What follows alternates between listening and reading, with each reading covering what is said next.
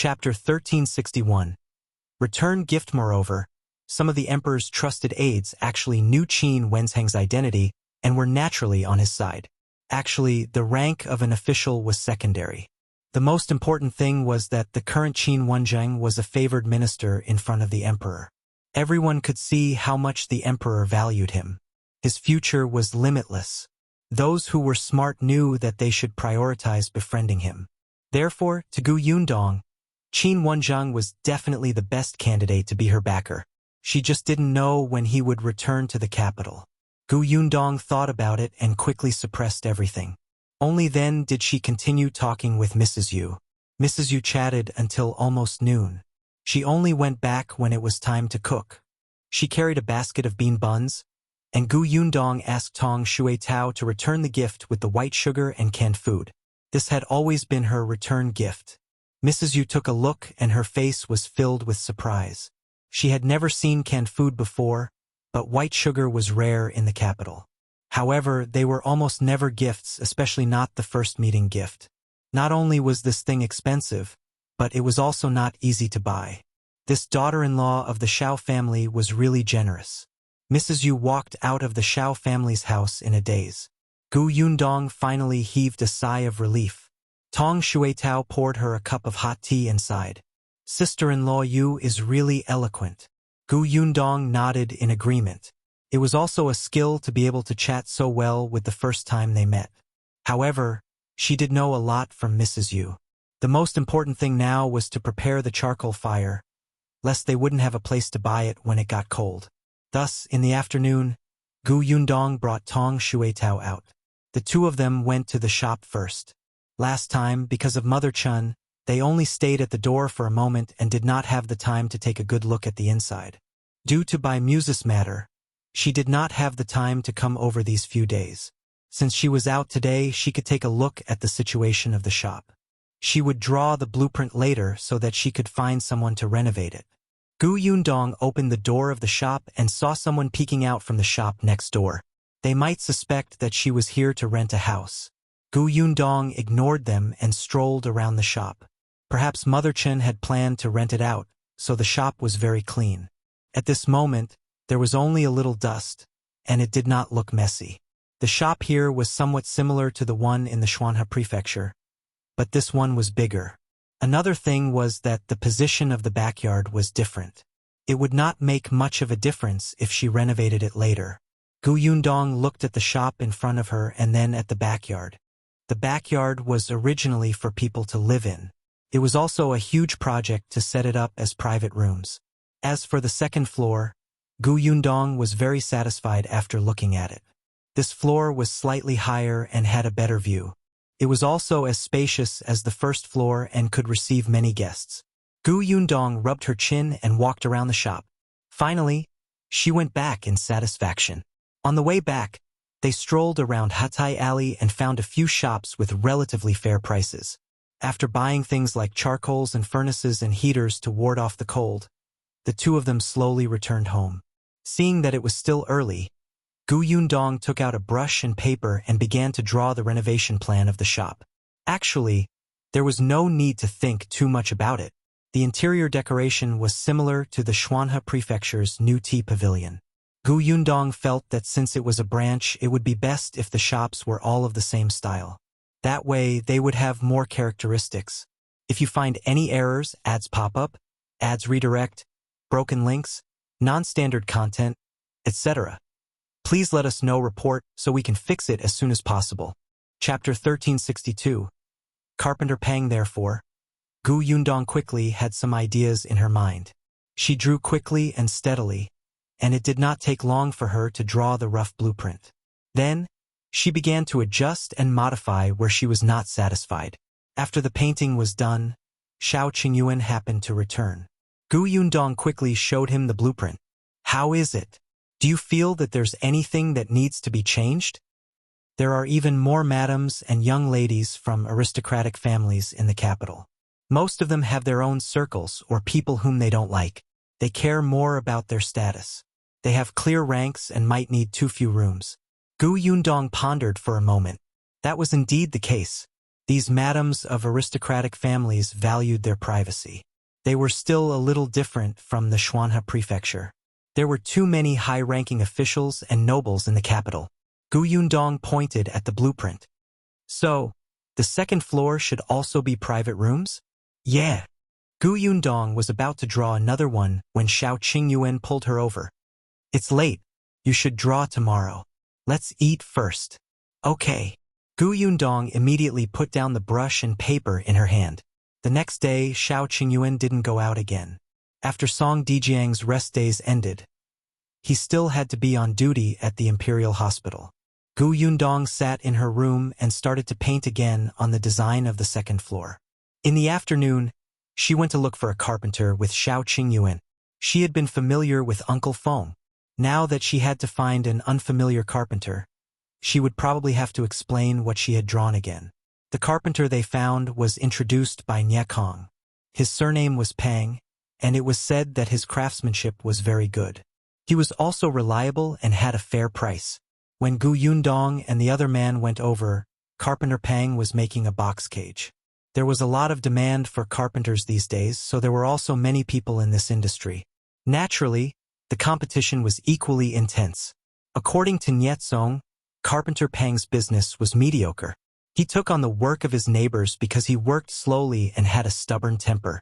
One of his two disciples was mute, and the other was a taciturn person. But it had to be said that there was a reason for slow work to produce fine work. Carpenter Peng was slow because he was meticulous. If there was anything wrong, he would rather restart the work. He was very responsible when doing things. Even if you urged him to hurry, he would not hand it over casually. In Gu Yundong's opinion, this should be considered Carpenter Peng's obsessive-compulsive disorder. Therefore, no one came to look for him for urgent work. In addition, there were some competitors who did not like Carpenter Peng and ruined his reputation outside. He and his two disciples were people who worked hard and did not know how to explain. As time passed, business naturally decreased. Fortunately, his neighbors knew his personality and craftsmanship. Most of them were relieved to leave it to him. Carpenter Peng's current work was also recommended by his old clients. For example, Gu Yundong. Nyetsong knew him because when he got married previously, he had seen an exquisite makeup box from Yenya. He knew that aunt who had gotten someone to get Carpenter Peng to make it a few years ago. After using it for a few years, the makeup box was still very sturdy and beautiful. Later on, Nyetsong also asked Carpenter Peng to make a few things. They were all very good. This time, Gu Yundong wanted to renovate the shop, so he directly introduced him to her. Carpenter Peng was in his 30s and was not good with words. When he saw Gu Yundong and Qingyuan enter, he quickly stood up and let them sit. Then that was it. He didn't want to pour them a glass of water. He turned around and continued to make his box. Gu Yundong had heard that he had gotten married a few years ago. Later, his wife had passed away and he did not even have a child. If you find any errors, ads pop up, ads redirect, broken links, non-standard content, etc., please let us know report so we can fix it as soon as possible. Chapter 1363. Slow work. It was not that no one had tried to matchmake him all these years. But when they heard that his two disciples had no parents and had to rely on him to raise them, they all retreated. Moreover, Carpenter Peng did not seem to be interested in getting married and having children, so he had been single until now. However, to him, his two disciples were equivalent to his biological sons. Fortunately, although his two disciples were also taciturn, they still knew how to treat their guests. They hurriedly poured water for them and continued to stand at the side to help Carpenter Peng. Gu Yundong watched from the side for a moment and knew that Carpenter Peng was indeed the kind of person who was neither arrogant nor rash. He was very stable. Gu Yundong explained the purpose of her visit. I want to renovate a shop. It has 2 floors and a courtyard at the back. It's at Jinlan Street. The shop is a little big, so it might take some time. I wonder if Master Peng can take on this job. Carpenter Peng was stunned for a moment. A shop? And it was a 2-story one? Before he could say anything, the 2 disciples behind him looked at Gu Yundong and Qingyuan excitedly. This was a big job. If they did it well, the payment this time should not be low. Actually, they had very little work to do now, especially when the weather was cold. Their business was even less. When the box in their master's hand was ready, they would have nothing to do. They did not expect such a huge job to suddenly come. How could they not be excited? His two disciples looked at Carpenter Pang expectantly. Carpenter Pang quickly came back to his senses. His eyes were also slightly glowing, and he rubbed his hands uncomfortably. After pausing for a moment, he still reminded them in advance. I can accept the job, but I'll tell you the truth. I work slowly, especially for such a big shop. I have to take a look first and discuss with you what's appropriate. I can't deliver work in a short period of time. It doesn't matter. As long as the work is done well, it can take as long as needed. If it's convenient for Master Pang, I can take you to see the shop now. I've already drawn out how to renovate the shop.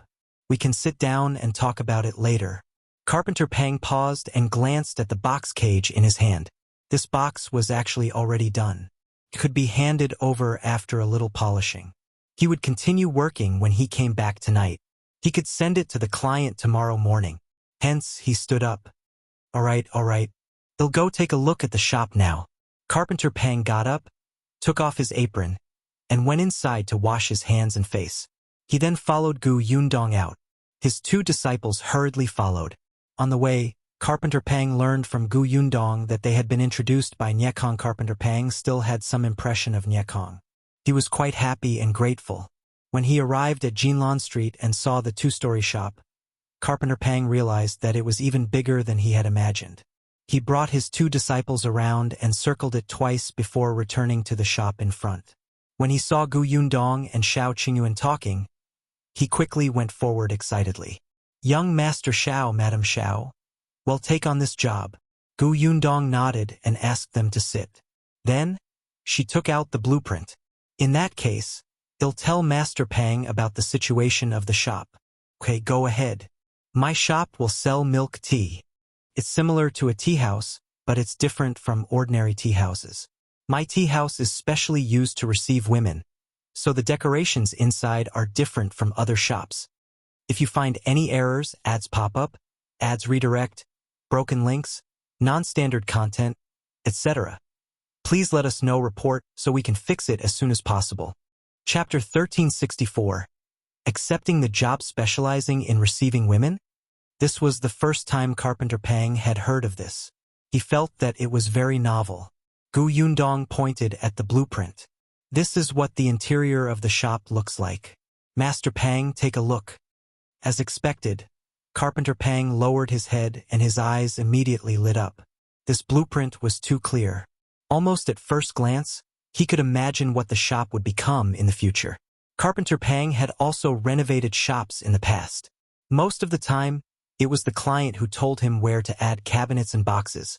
No one had ever drawn such a detailed blueprint to tell him the final result. It was just that there were some things that he could not understand, but Yundong would explain. There were even some data on it. Carpenter Pang looked at the blueprint lovingly. Even his two disciples standing behind him could not help but swallow their saliva. After introducing the renovations to the shop in front and the courtyard at the back, it was finally time for the situation on the second floor. Carpenter Pang frowned slightly when he saw the second floor. Yundong knew how to draw, but she did not know much about architectural design. In the past, when she was building a house, Feng would tell her how to modify it. He would tell her which parts were unreasonable and what could not be done, or if the data was too idealistic. She would slowly modify what problems might arise. Yundong had to listen to Carpenter Pang's professional opinion. As expected, Carpenter Pang shook his head at some places on the second floor. To make the second floor look like private rooms, the project was a little big. Many places had to be demolished and rebuilt. So Yundong's blueprint was not very accurate. There was no other way. Yundong handed the blueprint to Carpenter Pang. How about this? I'll tell you how many rooms I want on the second floor and how the layout is. Master Pang, you can decide for yourself after taking the measurements. How about that? Carpenter Pang was stunned. Is that appropriate? Yes, of course. Carpenter Pang looked at Shao Qingyuan again. After all, in their eyes, Shao Qingyuan was the head of the family. Shao Qingyuan nodded. Listen to her. Carpenter Peng was relieved. Yundong and Carpenter Peng talked about some details. Both parties signed a contract and confirmed that Master Peng would start work the next day. After Yundong paid the deposit and the key to the shop, the group left. Now that the renovation was done, the next step was to recruit people. This gave Yundong a headache. In the Xuanhe prefecture, Madame Dai and Nieshuang had taken care of recruitment matters. She had only arranged for 2 people. Now that she was in the capital, she was really unfamiliar with the place. Where could she recruit people? Especially since the milk tea shop was a novel business. She was worried about hiring ordinary people to work in the shop. It seemed that she could only buy some. The others were fine. They could be bought for training and employment. It was just that the shopkeeper was not easy to find. Yundong decided to ask for Madame Guest's opinion when she went to the Qin residence tomorrow. A few days ago, the Qin family closed their doors and refused guests, so Yundong did not disturb them for the time being. Yesterday, she asked Tong Shuetao to send a card to the Qin family to confirm that she would come tomorrow. Yundong did not know much about the rules of the wealthy families in the capital. It was only when she mentioned it to Ye 2 days ago that she remembered that she should send the card first so that she would not have missed it. Shao Qingyuan knew that she was going to the Qin residence, so he turned around and asked her, "Shall I go with you tomorrow?" "No need. Qin Wenjing isn't back yet. You'll just sit there and do nothing even if you go. How boring would that be?" Shao Qingyuan thought about it and agreed, so he didn't mention it again.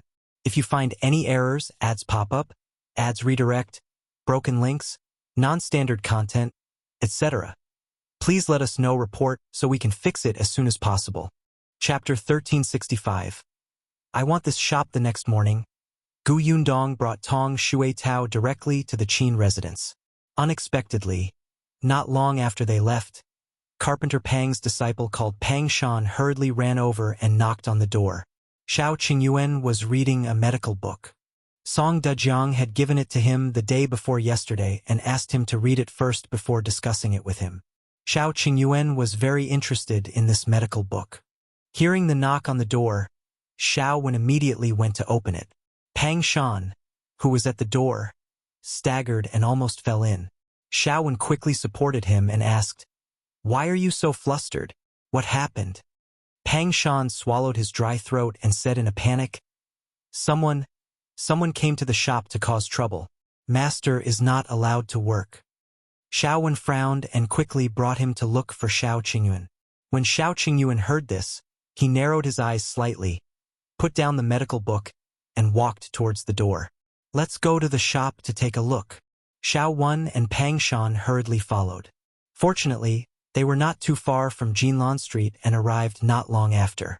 At this moment, there were already a few people poking their heads out and pointing at the entrance of 68 Jinlan Street. At this moment, there were 2 groups of people confronting each other in the shop. On one side was Master Peng and his disciple, and on the other side, it looked like they were deliberately looking for trouble with 5 or 6 people. The leader was dressed well, like a young master from a rich family. Behind him were his servants. At this moment, this young master-like person sized up Carpenter Peng from head to toe. His eyes were filled with disdain as he said condescendingly, "I'll say it again. I have bought this shop. I'll naturally get someone to repair it later. You guys should leave." Carpenter Peng's face turned red. He was not good with words to begin with, and this disciple beside him was mute. However, he was the one who signed the contract. How could he leave so easily? "Young Master Tang, I've already discussed it with the boss. I don't care if you've discussed it or not. Anyway, I'll leave my words here. If you continue to work here, I won't be polite to you. Think about it yourself. Should you leave now, or should I get someone to throw you out?" Young Master Tang was also very unhappy. He had long taken a fancy to this shop. However, he did not expect that he would act too late. Just a day later, the shop was bought by a woman surnamed Nye. He had asked around. That woman surnamed Nye was not from the capital. Her family was in Xuanhe Prefecture and she was rich. That was why she came to the capital to buy a shop. Her only backer in the capital was her brother, Nyetsong, who was a 7th grade official. It was just a 7th rank official. Young Master Tang didn't fancy him. After all, he wasn't someone without a backer. He even felt that it was the Nye family's honor that he had taken a fancy to this shop. Therefore, young Master Tang came to look for her twice and said that he wanted to buy it. Although he had lowered the price, he was not bullying others, right? However, that woman surnamed Nye did not agree. Young Master Tang felt that she did not know what was good for her and wanted to use other methods. But at this moment, that woman actually left behind the shop and ran back to the Xuanhe prefecture. Young Master Tang thought that Nye Shuang was afraid of offending him, but she didn't want to sell the shop, so she simply escaped reality. As a result, this shop had been empty. Young Master Tang's temper even rose. If you have the ability, just leave it here. They'll keep an eye on you and see when you will return to open the shop. If you dare to open the shop, I will dare to come and find trouble. If you find any errors, ads pop up, ads redirect, broken links, non-standard content, etc., please let us know report so we can fix it as soon as possible. Chapter 1366. 100,000 Taels. Young Master Tang did not look for Nyetsong and just watched over the shop for half a year. Unexpectedly, a servant had come to report some time ago that a mother of the Yen family was planning to rent out the shop. However, after a day, she said that she was not renting anymore. Young Master Tang was confused when the shop opened. A carpenter began to repair the shop. They were clearly planning to do business. Could it be that the woman surnamed Nye had returned? Alright, she had finally stopped hiding after half a year. Young Master Tang led his men over. Unexpectedly, when he asked, Carpenter Pang said that the owner of the shop was a couple. The male owner's surname was Shao and he did not know any woman with the surname Nye. Young Master Tang felt that Nye Shuang might have secretly sold the shop. Alright, since she wanted to sell it, why didn't she sell it to him back then? Just as he was thinking, there was suddenly a commotion outside. 3 men walked in one after another. Carpenter Pang turned around and saw that it was Shao Qingyuan. He immediately heaved a sigh of relief. Young Master Shao. Shao Qingyuan nodded and looked at young Master Tang. Young Master Tang also looked at him. He felt that the other party's gaze was so cold that he could not help but take a step back. The servant behind him hurriedly supported him and asked softly, Young Master, are you cold? Get lost. No one will think you're mute if you don't speak. Young Master Tang turned around and hit his head. Then, he secretly took 2 deep breaths and looked at Shao Qingyuan again, as if the person who had retreated just now was not him. He sized up Shao Qingyuan. Yes, he didn't know him. Are you the owner of this shop? Who are you? Shao Qingyuan also looked at him. My surname is Tang. Tang Qijing. Young Master Tang raised his chin slightly. I've never seen you before. You're not from the capital, right? I'm not. Tang Qijing was instantly relieved. When he saw the murderous aura on this person just now, his heart was beating like a drum. He pointed at the shop and said, I'll buy this shop. Name a price. Shao Qingyuan admired his wife. Why was it that every time she took a fancy to a shop, someone wanted to snatch it? Oh, that's not right. Her wife did not buy this shop. So this person was provoked by Nye Shuang? Shao Qingyuan saw his high and mighty appearance and thought that he must have something to rely on. But 100,000 taels, he said slowly. Tang Qijing was stunned and almost choked on his own saliva. How much did you say? 100,000 taels. Shao Qingyuan repeated. If you pay 100,000 taels, this shop will be yours. Have you gone crazy from poverty? 100,000 taels? It was more than enough to buy 10 or 20 shops. He actually asked for an exorbitant price. Was he toying with him? When others heard the conversation at the door, someone quickly laughed. After being glared at by the servants behind Tang Qijing, those people immediately lowered their heads and covered their mouths. Unexpectedly, Shao Qingyuan nodded at Tang Qijing. I've been a little poor recently. My family bought a new house and some assets, so I'm a little tight on money, so I didn't even have time to buy servants. The price of this shop is 100,000 taels. It should be enough. Tang Qijing. Ilf**cku. He was so angry that he laughed. Do you think that's possible? Who the hell will buy your shop for 100,000 taels? Since you think it's impossible, why are you still here? Shao Qingyuan's face turned cold. Tang Qijing felt that the other party was provoking him and did not take him seriously at all. Okay, you're messing with me. He pointed at him and trembled with anger. He immediately said to the servants behind him, "Smash this place.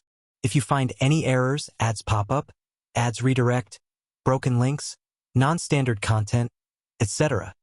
Please let us know report so we can fix it as soon as possible." Chapter 1367. Could he be the Shao Qingyuan? The servants were about to make a move. You can't smash it. Carpenter Peng hurriedly wanted to make a move. Although they had just started work, they had brought a lot of wood over. It would be a loss to smash it. However, how could the servants of the Tang family listen to him? One of them kicked a stool at the side. However, just as he was about to walk forward, someone suddenly blocked his way. Shao suddenly grabbed his hand, turned around, and flipped forward. This person fell to the ground. Seeing this, the servants of the Tang family instantly surrounded him. The four of them fought against Shao alone, but they actually did not have the upper hand. Tang Qijing instantly felt that things were a little tricky. He regretted bringing those servants along today. He should have brought the two skilled ones along. Now that the four of them could not even beat one person, if they lost later, where would he put his face? Tang Qijing's eyes darted to Shao Qingyuan's face. Then, he realized that this murderous aura and bulging muscles might be stronger. He immediately gave up. A wise man submits to circumstances. He understood. Hence, Tang Qijing shouted, "Stop! Come back!" The four of them already felt that they were going to lose. When they heard this order, they retreated without a word. One of them did not retreat in time and was kicked down by Shao. He quickly got up and continued to run to Tang Qijing's side. Shao was speechless. He also silently returned behind Shao Qingyuan. Tang Qijing exhaled and pointed at Shao Qingyuan. "All right, you're quite bold. If you have the ability, tell me your name."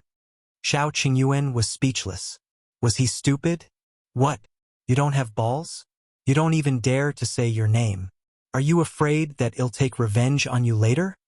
At this moment, even though he knew that it was a provocation, Shao Qingyuan still said, "Shao Qingyuan. All right, Shao Qingyuan, right? Just you wait."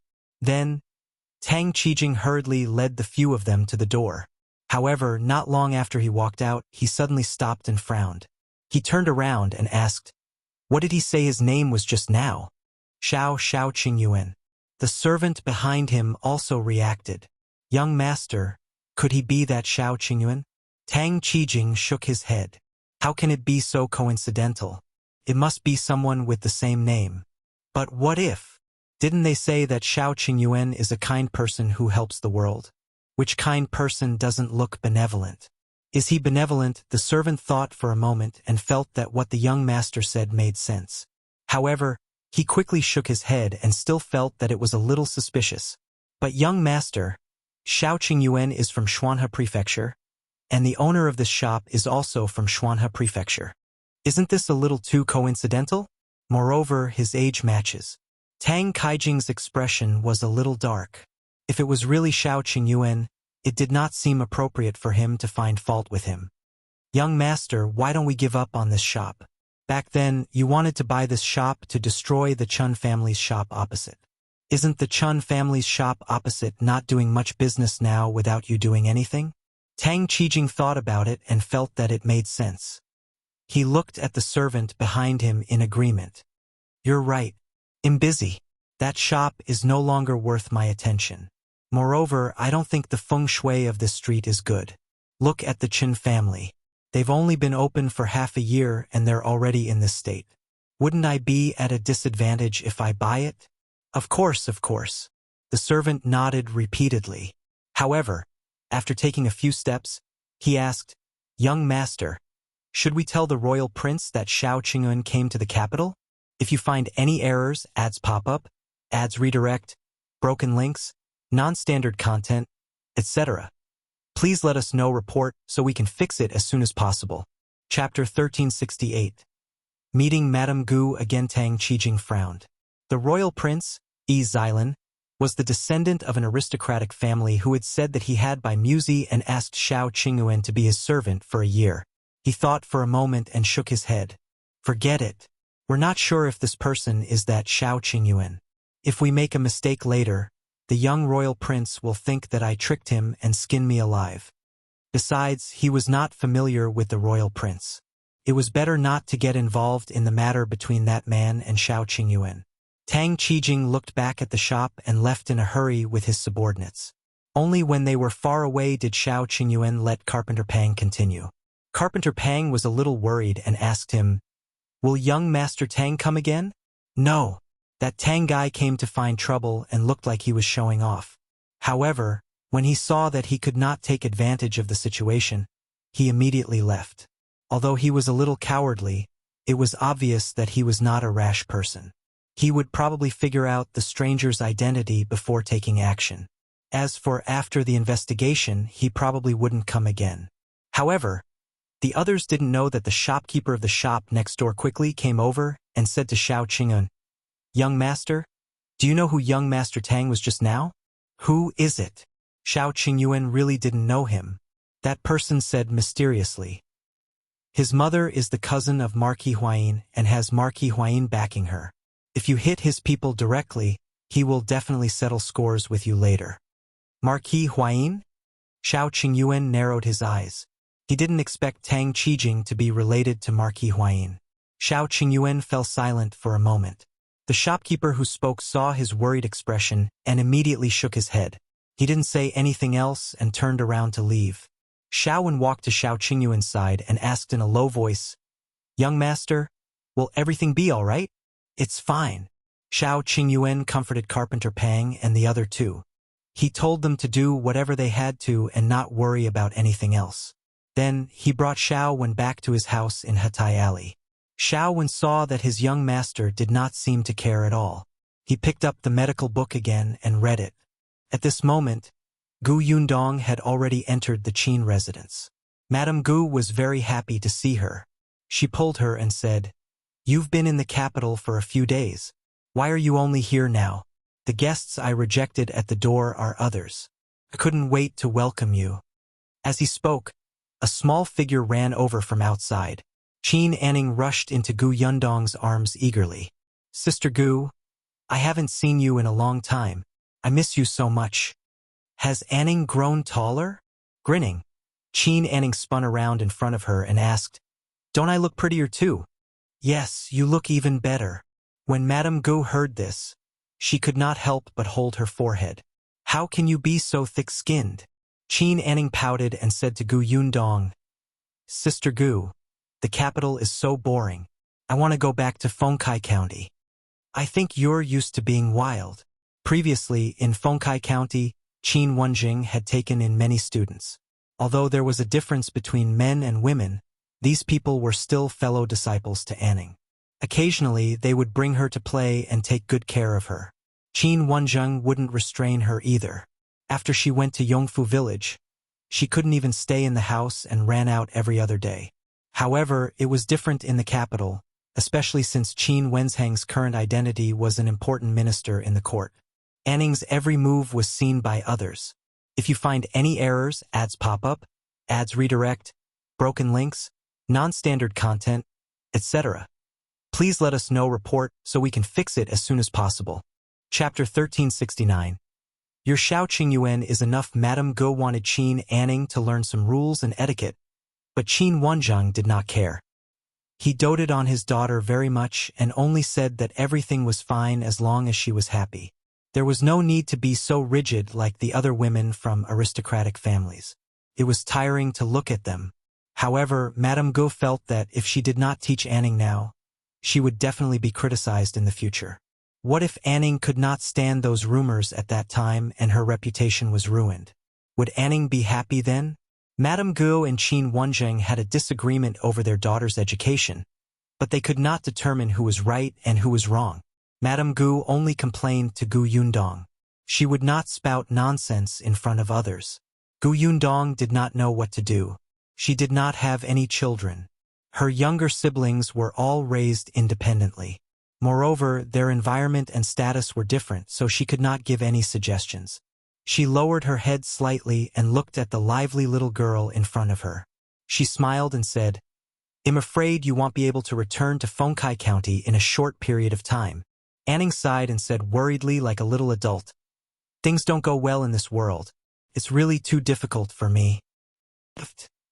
Yundong was amused.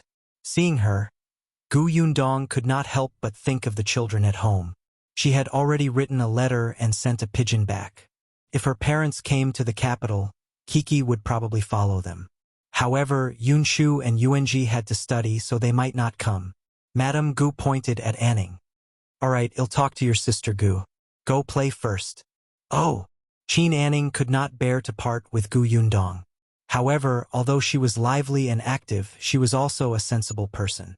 Knowing that they had serious matters to discuss, she bid them farewell and returned to her courtyard. The Qin family's house had 5 courtyards. Qin Wenjing had made so many contributions to the imperial court. As soon as he arrived, the emperor of the capital gave him a residence, and it was an especially good location. Yundong had just walked over and realized that besides the few people they had brought from Feng County, they had bought a few more families of servants. They were all quietly doing their jobs and tidying up the huge mansion. Yundong was so envious that her eyes turned red. Why was it so difficult for her to buy a 3-yard house? She sighed in grief and indignation before talking about opening her shop. "Last time, Nieshuang bought a shop. I came over this time to renovate it. When the time comes, I will choose a good day to open it." Madame Guest's interest was immediately piqued. Milk tea shop, new tea pavilion. She had been to the new tea pavilion in the Shuanhe prefecture, but only once. After all, her family was in Feng County, so it was impossible for her to often go to the Shuanhe prefecture to drink milk tea. However, after that one visit, Madame Gu started to miss it. Now that she heard that the capital was also going to have it, she was immediately a little excited. Seeing this, Yundong immediately smiled at her. "Yes, it's a milk tea shop. Are you interested in cooperation?" Seeing her ulterior motive, Madame Gu could not help but laugh. "You already have 3 bosses. You have money and ability. Why do you still need me to cooperate?" "Of course I do," Yundong said matter-of-factly. "I need your identity. If others knew that Madame Qin is a partner of this shop, who would dare to cause trouble?" Madame Gu was stunned for a moment before she smiled. "Why do you need my identity? Your Shao Qingyuan is enough, right?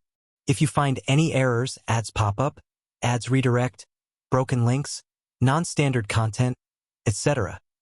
Please let us know report so we can fix it as soon as possible." Chapter 1370. Shao Qingyuan's reputation. Yundong was confused. "Brother Shao." Seeing her like this, Madame Gu suddenly understood. "It seems that you still don't know your Shao Qingyuan's reputation in the capital." Yundong really did not know. She subconsciously straightened her back and hurriedly asked, "Tell me, what happened? What happened to my brother Shao's reputation?" Mrs. Gu coughed lightly and took a sip of water before slowly talking about some things she had heard not long ago. Very few people had seen Shao Qingyuan, but most people in the capital, especially the influential families, knew this name. The cowpox vaccination method was a very great achievement. To a country where many people died every year because of smallpox, this was an invention that transcended eras. Whether it was the emperor or others who were born in this dynasty and witnessed it with their own eyes, it was a very deep mark in history. In fact, it would have been fine if that was all. There were countless achievements in this world, and not everyone would be so famous. Most of them became famous after death and were only remembered by the world. However, this matter had been specially promoted by the emperor. Shao Qingyuan, a country bumpkin who was not even a doctor, actually dared to personally inoculate the prince. This courage, boldness, and fearlessness of death really impressed some people.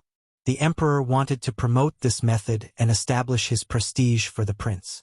He wanted his name to go down in history, so he secretly got someone to write a few poems to praise this matter.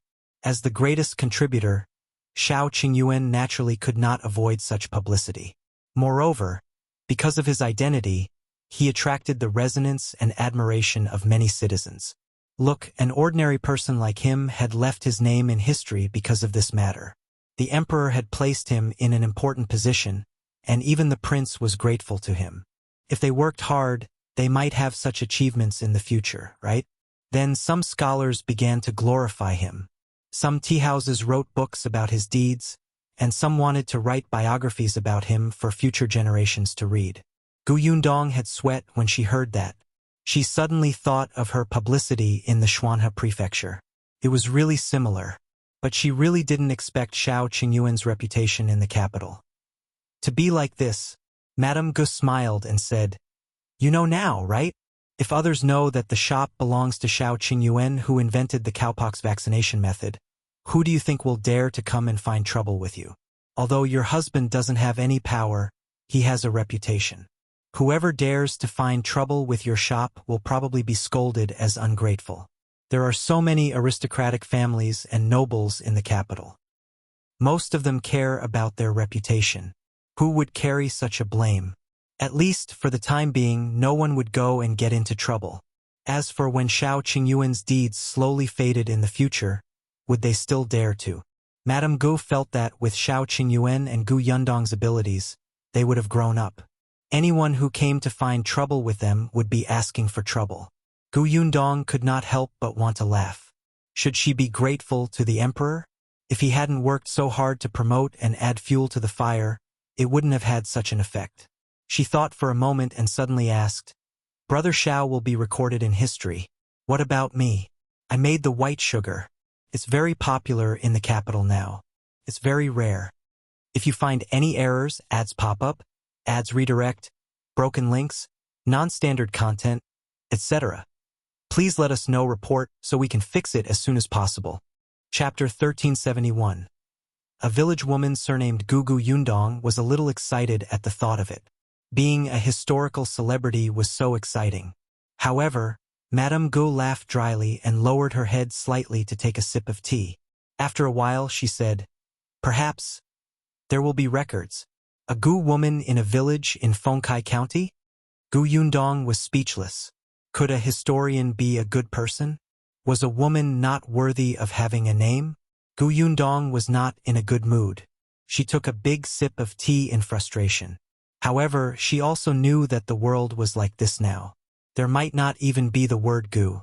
Unless you were especially famous, even a noble daughter of the royal family and the empress of a country would only have a title and a surname, let alone a commoner like her. Forget it. Gu Yundong did not care much about leaving her name in history. She just wanted to live well now. Now that she knew about Shao Qingyuan, she had an idea. "Nevertheless, I still want to work with you." Madame Gu was a little surprised. "Why?" "Brother Shao's reputation will prevent us from trouble. But the milk tea shop is targeted at rich madams and young ladies. Someone has to take the lead. These people want spend at my milk tea shop for Brother Shao. But with you around, as the assistant minister of the Ministry of Official Personnel Affairs and the wife of the emperor's favorite minister, you will definitely attract many customers." Madame Gu was enlightened. "You're asking me to help you promote it. Actually, this is also one reason. There's another reason. I've discussed it with Madame Dai and Yeshuang. Well, definitely open shops in other prefectural cities in the future. However, our energy is limited after all. It's impossible for us to have connections in every prefectural city. Therefore, in the future, we'll find a suitable person to cooperate with when we open shops in any prefectural city." Gu Yundong suddenly had this idea after seeing Duanwan in Wanqing Prefecture. However, at that time, she only thought of working with Duanwan in Wanqing Prefecture and did not think about the capital. It was Madame Dai who suggested it when she sent the letter back to them. Their shop was different from ordinary shops. New Tea Pavilion targeted women, rich women. However, such a client group needed someone to take the lead, especially someone with a certain status. Madame Dai and the others had such an effect in the Shuanhe prefecture, but they could not do it elsewhere. It was impossible for them to find a capable shopkeeper like others who opened shops. Even if a shop opened by an unknown foreigner was novel and well advertised, these madams and young ladies might not buy it. On the other hand, some women in the market would come in to take a look out of curiosity, but this way their target group would be wrong. New Tea Pavilion didn't need everyone in the prefectural city to know, but it needed everyone in a certain circle to know. The Xuanhe prefecture had leaders like Madame Dai and Nye Shuang, which was why it was so popular. The Wanqing prefecture had Duan Wan. Although she was not the daughter of an official, she also interacted with the daughters of officials. The Duan family's reputation in the Wanqing prefecture was enough. In the capital, Gu Yundong felt that the Gu family was very good. Gu Yundong did not need the Gu family to do anything. It was just a name. She would give the shop in the capital a monthly boost. It was mutually beneficial. Because of this, Madame Dave and Nye Shuang felt that they could compress their shares. After all, they were only providing money. They could not help with anything else. When Madame Gu heard her thoughts, she was a little tempted. If you find any errors, ads pop up, ads redirect, broken links, non-standard content, etc., please let us know report so we can fix it as soon as possible. Chapter 1372. You came at the right time as someone who had seen the Xuanhe Prefecture milk tea shop popular with her own eyes. Madame Gu knew that once the fire in the capital was lit, the effect would definitely be doubled. She had not been in the capital for long. Qin Wenjing had bought a few shops in the capital a long time ago, and her family did not lack money now. But who would complain about having too much money? She still had a daughter now. Looking at Anning, she did not know what kind of person she would marry in the future. As her mother, she naturally had to prepare more dowry for her. When the girl was married, she didn't need to panic when she had money. After hesitating for a moment, Madame Gu could not help but nod. Gu Yundong immediately signed a contract with her. Although they were on good terms, even brothers had to settle accounts clearly. With the contract, if Qin Wenjing did not agree in the future, it would not be good to go back on his word, right? Gu Yundong happily put away the contract. Madame Gu also happily put the contract into a box and locked it. Then, the two of them began to discuss the opening of the shop. Before the shop opens, I'll send an invitation to the madams and young ladies in the capital to our residence as guests. We've been in the capital for so long, but we've never invited guests. When the time comes, take out some new things like milk tea, double-skin milk, fried chicken, and pastries for everyone to try. These people will definitely like them. Gu Yundong thought so too. This was a rare opportunity for publicity. At the mention of the banquet, Gu Yundong narrowed her eyes slightly and said, "Then can you do me a favor and invite the Madame and Miss of Marquis Huayin's family?" Marquis Huayin's family? Madame Gu said, "Who do you want to see in Marquis Huayin's family?" Yes. Gu Yundong did not hide it. Brother Shao's background might be related to Marquis Huayin. Madame Gu was surprised. Of course, she knew that Shao Qingyuan's background was still a mystery. Previously, Qin Wenjing had told her that they had suspected the Tao family. Later, they confirmed that the third young master of the Tao family was not Shao Qingyuan, and there were no more clues. Qin Wenjing had also helped to keep an eye out, but they did not expect it to be related to Marquis Huayin in the capital. Yes, the surname of Marquis Huayin was Shao. Madame Gu hurriedly said, "It's naturally not a problem for me to invite Marquis Huayin's family. However, if you want to know Shao Qingyuan's background, I'm afraid it won't work." You don't know, but Marquis Huayin's family has been keeping a low profile in recent years and doesn't like to stand out. In addition, Marquis Huayin is now mediocre. Although he has the title of Marquis, he has received an idle position and doesn't have any real power in his hands. His younger brother is the same. There are two smart people in the younger generation, but they're only elementary scholars now. Therefore, the old madam and the marquis' wife don't like to go out. However, the heir apparent's wife likes fun. If we invite them to a banquet, the people who go out will probably be from the heir apparent's generation.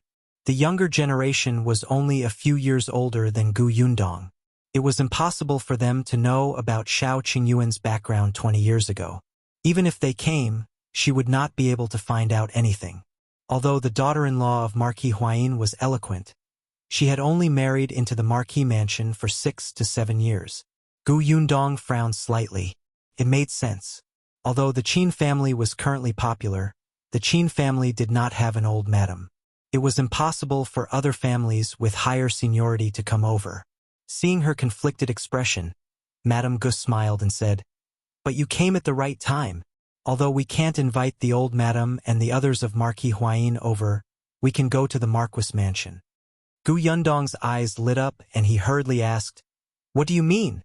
If you find any errors, ads pop up, ads redirect, broken links, non-standard content, etc. Please let us know report so we can fix it as soon as possible." Chapter 1373. Person drenched in sweat. Madame Gu smiled and said, "Previously, I received an invitation from the Marquis mansion saying that the plum blossoms in the backyard of Marquis Huayin's family had bloomed and invited everyone to admire the flowers. Originally, I thought that I wasn't familiar with them and wanted to reject them. Now that you want to go to the Marquis mansion, this is an opportunity. Flowers could be admired anytime. They were just looking for an opportunity to hold a banquet." In the short time that Madame Gu had been in the capital, many ladies from aristocratic families had held banquets. She had received countless invitations, and Madame Gu had only gone twice. Marquis Huayin's family's heir's wife was relatively late. It was really because the old madam and the others didn't like this kind of liveliness, but they still had to socialize. Moreover, Marquis Huayin's family had been glorious in the early years, so their plum blossom forest was really big and beautiful. There were indeed many madams and young ladies who went for the beautiful scenery. Gu Yundong immediately smiled. What a coincidence. When is the date? 2 days later. 2 days later, Gu Yundong's eyes lit up. All right, I'll go. Then, Madame Gu gave Gu Yundong some instructions and told her about the situation in Marquis Huayin's residence. She asked her to stay for a meal before sending her out. Gu Yundong only realized something after leaving the Qin residence and getting into the carriage. She had forgotten to ask the Gu family if they had a candidate for the female shopkeeper. However, after thinking about it, she decided to forget it. In any case, they would meet again in 2 days. When the time came, it would be the same if she asked. When she returned home, she saw Shao Qingyuan leaning against the recliner reading a book. When Shao Wan was not around, Gu Yundong sent Tong Shuitao away. She walked over and laid on him. She hugged his waist and said, "I heard a lot about you when I went to the Qin family today." Shao Qingyuan quickly hugged her to prevent her from falling. When he heard this, he couldn't help but raise his eyebrows. "Me? What is it? So you're so famous in the capital. Your reputation seems to be very useful." Shao Qingyuan put down his book and propped himself up slightly. He carried her and sat on his lap. "It's all untrue. Outsiders say I have a kind face." Gu Yundong burst out laughing. She held his face and looked left and right. After a while, she nodded. "You do look kind." Shao Qingyuan narrowed his eyes, pressed her head down, and kissed her. This girl was very bad. She even dared to tease him. Gu Yundong was overjoyed. She leaned into his arms and talked. She told him about her cooperation with Madame Gu in the Qin residence and also about going to Marquis Huayin's residence in 2 days. Speaking of Marquis Huayin's family, Shao Qingyuan was silent for a moment. He thought of Tang Qijing, whom he had met in the shop today. This person's mother seemed to be the cousin of Marquis Huayin. Tang Qijing. Hearing this name, Gu Yundong nodded, indicating that she would remember it. Shao Qingyuan looked at her and said, "I'll go with you in 2 days and wait for you outside the mansion." Unfortunately, only women were invited. Gu Yundong smiled and pinched his face. "Are you worried?" "Yeah." "All right, then wait for me outside." If there were any clues, she could tell him immediately. After all, it was about his background. She hoped that she would gain something from this trip to the Marquis mansion. Gu Yundong wanted Shao Qingyuan to reunite with his family as soon as possible. 2 days later, Gu Yundong and the others took a carriage to the Qin residence early in the morning. Then, they met up with Madame Gu and headed to Marquis Huayin's residence. However, not long after they left, a carriage hurriedly entered Hetai Alley and stopped in front of the Shao family's house not long after. Then, the coachman turned around and helped the sweating person out of the carriage. If you find any errors, ads pop up, ads redirect, broken links, non-standard content, etc., Please let us know report so we can fix it as soon as possible. Ads by Pubrev Chapter 1374.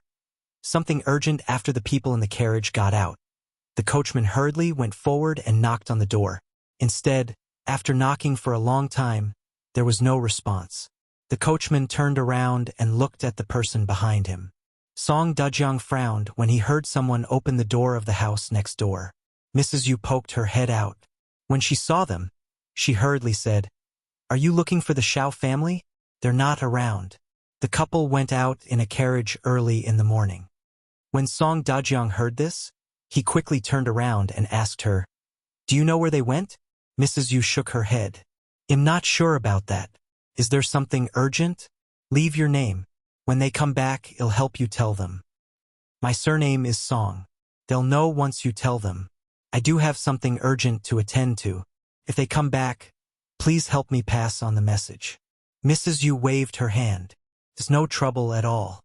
Song Dajang thanked her again before wiping his sweat and hurriedly getting into the carriage. He glanced at the Shao family's gate and said to the coachman, "Let's go to the shop on Jinlan Street to take a look."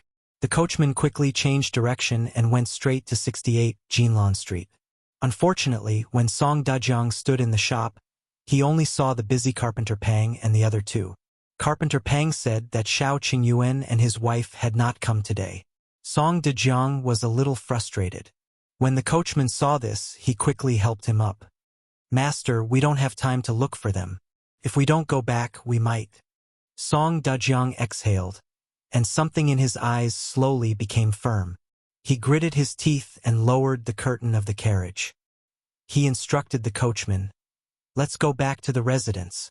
At most, I'll apologize to them when they come back." The coachman nodded and drove the carriage even faster. Soon, they returned to the Song family. At this moment, Shao Qingyuan and Gu Yundong had no idea that Song Dajang was looking for them anxiously. They had already followed Madame Gu to the door of Marquis Huayan's family. Gu Yundong glanced at the door, turned around, and said to Shao Qingyuan, who was sitting in the carriage, "I'll go in first. Okay, be careful. If you see anything wrong, come out." Gu Yundong laughed. "I'm just going to admire the flowers. Why do you make it seem like I'm going to the battlefield? Don't worry, I'll take good care of myself." Shao Qingyuan held her hand. "I'll wait for you outside." After Gu Yundong got off the carriage, Shao Qingyuan nodded at Madame Gu. "Sorry to trouble you." It was not until Madame Gu led Gu Yundong and Anning into the residence that Shao Qingyuan sat back in the carriage. This was the main gate of the Marquis mansion, so it was not appropriate for the carriage to stop here and wait. Shao Qingyuan looked around and realized that there were also some official residences near the Marquis mansion. There were no large tea houses or restaurants, but there was a tea shop at the entrance of an alley further away. Shao Qingyuan asked Shao when to pull the carriage away and sat down in the shop. Gu Yundong followed Madame Gu through the door and quietly looked up to assess the scenery in the Marquis mansion. As expected of the once prosperous Marquis Huayan's mansion, the mansion was even larger than the one the emperor had bestowed to Qin Wenjing. Even though the current Marquis mansion was far inferior to the past, the scenery was still spectacular. The servant led them through the weeping flower door. Immediately, a person welcomed them with a smile. "Mrs. Qin, you're finally here. I was just saying that I should take a look at the door. Come, come, come. This way." As she spoke, she looked down at Qin Anning and said, "You must be Anning. You're so pretty and smart." Anning obediently paid her respects. Only then did Gu Yundong know that this was the wife of the heir of Marquis Huayan. If you find any errors, ads pop up, ads redirect, broken links, non-standard content, etc., please let us know report so we can fix it as soon as possible. Chapter 1375. Gu Yundong is inconspicuous. The heir's wife smiled and stood up. She looked at Gu Yundong with a puzzled expression. This is my niece. Her husband's surname is Shao. She heard that the plum blossoms in the Marquis mansion are a scene in our capital and insisted on coming over to take a look. I brought her here to meet her. I hope you won't take offense." Although Madame Gu was only a few years older than Gu Yundong, Qin Anning addressed Gu Yundong as elder sister, and Gu Yunshu was Qin Wensheng's disciple, so the seniority could only be calculated like this. Of course I welcome you. I like people. My husband's surname is Shao.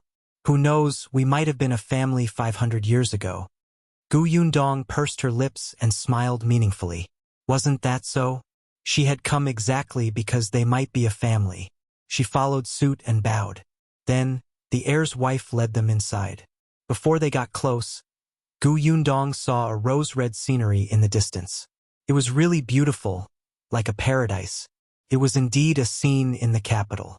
The plum blossom forest in the Marquis Huayan's mansion was indeed beautiful. Gu Yundong could not help but hold her breath. Even Madame Gu was a little surprised. Seeing them like this, the heiress couldn't help but purse her lips and smile. Let's go. Standing far away now is the best. Being in the plum forest is another feeling. That's right. The few of them continued walking. Soon, they heard low voices and laughter. It seemed that there were already many madams and young ladies in the plum forest. When they saw Madame Gu coming over, a few people immediately stood up to welcome her. After all, he was a popular person in front of the emperor. Even though there were many aristocratic families with statuses higher than Qingyuan, they still smiled at Madame Gu and did not dare to underestimate her. Gu Yundong held Qin Anning's hand and stood quietly at the side. She listened to Madame Gu introduce her and then nodded slightly in greeting. However, there were too many people. Not long after, the smile on Gu Yundong's face could not hold on any longer. She was not the only one. Anning, who was beside her, could not help but shake Gu Yundong's hand a few times. After finally walking to the pavilion and sitting down, the heir's wife finally said, Anning, do you want to go over there to play? The little girls are all over there. Do you want to join in the fun? Actually, Qin Anning did not want to go. She felt that they were not on the same side. However, she was even more unwilling to stay here. Her mother and these madams and young ladies would definitely talk for a long time. She was too bored. In any case, it was fine as long as she left this place. She did not have to play with those people. Therefore, she nodded and looked at Madame Gu. Madame Gu glanced at Gu Yundong. She knew that she had a motive for entering the Marquis mansion. She could not sit here with her all the time. Hence, she said to Gu Yundong, Yundong, help me keep an eye on her. She'll listen to you. Don't let her go wild. All right. Gu Yundong nodded obediently and bade farewell to the other madams and ladies. She then held Qin Anning's hand and left. In the eyes of many madams, Gu Yundong was not eye-catching. This married woman was probably just using Qingyuan to see the world. Without her around, these people felt more at ease. The maidservant quickly led Gu Yundong and Qin Anning to the other side of the forest. When they were almost there, Gu Yundong saw 7 or 8 young girls laughing and playing. They were probably all under the age of 10. Qin Anning was not willing to go over. She stood where she was and spoke to Gu Yundong. If you find any errors, ads pop up, ads redirect, broken links, non-standard content, etc., please let us know report so we can fix it as soon as possible. Ads by Pubrev Chapter 1376. The apology isn't pure, however. The girls on the other side saw them. The people who were playing looked at each other. Not long after, 2 ladies of the same age as Anning ran over and stood in front of Qin Anning, inviting her. Anning, are you coming with us to play? Qin Anning did not. She did not like these people. They liked to compare at such a young age. It was either that their parents doted on them or that they had learned the zither, chess, calligraphy, and painting. They were praised and rewarded. They even asked her if she was very knowledgeable. After all, her father was a young genius and had caused a sensation back then. Later on, when they found out that Anning was not as good as them, they all looked at her in a strange way. It was as if she had embarrassed her father just because she was not a talented girl. Therefore, the last time they met, they parted on bad terms. Qin Anning did not expect them to come looking for her again. Frowning, she shook her head and said, I'm not going. I want to accompany my sister Gu. The 2 girls looked up at Gu Yundong curiously. Then, they turned around to look at the other little girls and quickly said, Anning, come with us. It was our fault last time. When we went back, we were scolded by our parents. We know our mistake and won't do it again. Startled, Qingyuan's heart softened at the sight of how guilty they looked. The young lady was not a calculative person to begin with. Since they had already apologized, it would be rude of her to continue harping on it. She immediately pursed her lips and said softly, Then I'll forgive you. Then, she looked up at Yundong. Yundong laughed. You can go if you want. I'll be here admiring the flowers myself. Just call me if you need anything. Yundong and Qingyuan had different thoughts. She knew that these people would condescend to come over and invite Anning because of her father. They said that they had been scolded by their parents last time. She guessed that their parents had asked them to build a good relationship with the young lady of the Qin family. The apology was not pure, and they did not really realize that they were wrong. But what did it matter? Anning was young. Deep down, she longed to play with other children. If she was restrained, Anning would never know the true thoughts of these young ladies in the capital. As Qin Wenzheng's daughter, the people she would come into contact with in the future were these people. She could not avoid them. Yundong just watched from the side. Qingyuan quickly followed the two young ladies to their small circle. Yundong had sharp eyes and noticed that there seemed to be a young lady in the center of them, who looked even younger than Anning. Thinking about it, this young lady was also a person of noble status. When Yundong saw that they were speaking quickly, she separated her attention and sized up the people around her. Most of the people in this area were the maidservants of those girls. They basically stood far away. Some were alone, and some were gathered together to talk. The rest were the old maids in the marquee mansion. Yundong's target was these people. She saw an old woman picking up the plum blossom branches that had been torn off the ground. She was probably afraid that the young masters here would accidentally step on them and fall. Yundong narrowed her eyes and quietly reached into her sleeve. She took out the silver bracelet from her space and put it on her wrist. This silver bracelet was specially made after she heard the news from Liangzi in the Wanqing prefecture. If the marquee mansion was really Shao Qingyuan's house, then the elders of the marquee mansion should have seen this bracelet. If you find any errors, ads pop up, ads redirect, broken links, non-standard content, etc., please let us know report so we can fix it as soon as possible. Chapter 1377. Yundong's little trick. Yundong wore the bracelet and specially walked to the old woman's side. She bent down and picked up one of the broken branches. The hand with the silver bracelet stretched out in front of the old man. For you. The old woman was stunned. She followed the bracelet's hand and looked up. Then she was shocked and said in fear, I don't dare to trouble madam. I can do it. Yundong stretched the bracelet in front of her again. I'm fine. It's just a matter of convenience. Madam, just enjoy the flowers and tea. There are snacks in the pavilion over there. If you need anything else, feel free to tell me. Yundong nodded. All right, I understand. Thank you. After saying that, she turned around and wanted to leave, but the bracelet slid down her wrist and fell to the ground. Seeing this, the old woman hurriedly picked up the bracelet and handed it to Yundong. Madam, this is your bracelet. Yundong turned around. Why did it fall off again? The buttons don't seem to be reliable anymore. I have to get someone to repair it later. As she spoke, she reached out to take the silver bracelet. The old woman took a few more glances at the bracelet. Yundong's eyes lit up and he asked, Have you seen this bracelet before? Huh? The old woman was stunned for a moment before shaking her head. I've never seen it before. I just think this bracelet is quite unique. Yundong was speechless. The corners of her mouth twitched. It was indeed quite unique. Yundong was a little disappointed that this old woman had never seen it before. The old woman left quickly. Yundong put the silver bracelet back on her wrist. Unexpectedly, when she looked up, she saw a group of maidservants not far away pointing at her. Yundong narrowed her eyes and looked at them coldly. Immediately, two maids did not dare to make a sound, but two of them looked at Yundong provocatively. Yundong frowned when she suddenly heard Qingyuan's angry voice. Sister Gu is not a servant of our family. Sister Gu is very capable. You're not allowed to speak ill of her. Gu Yundong looked over and saw that Qin Anning's face had indeed turned red. She pushed one of the young ladies unhappily. That little girl was the one who seemed to have a noble status.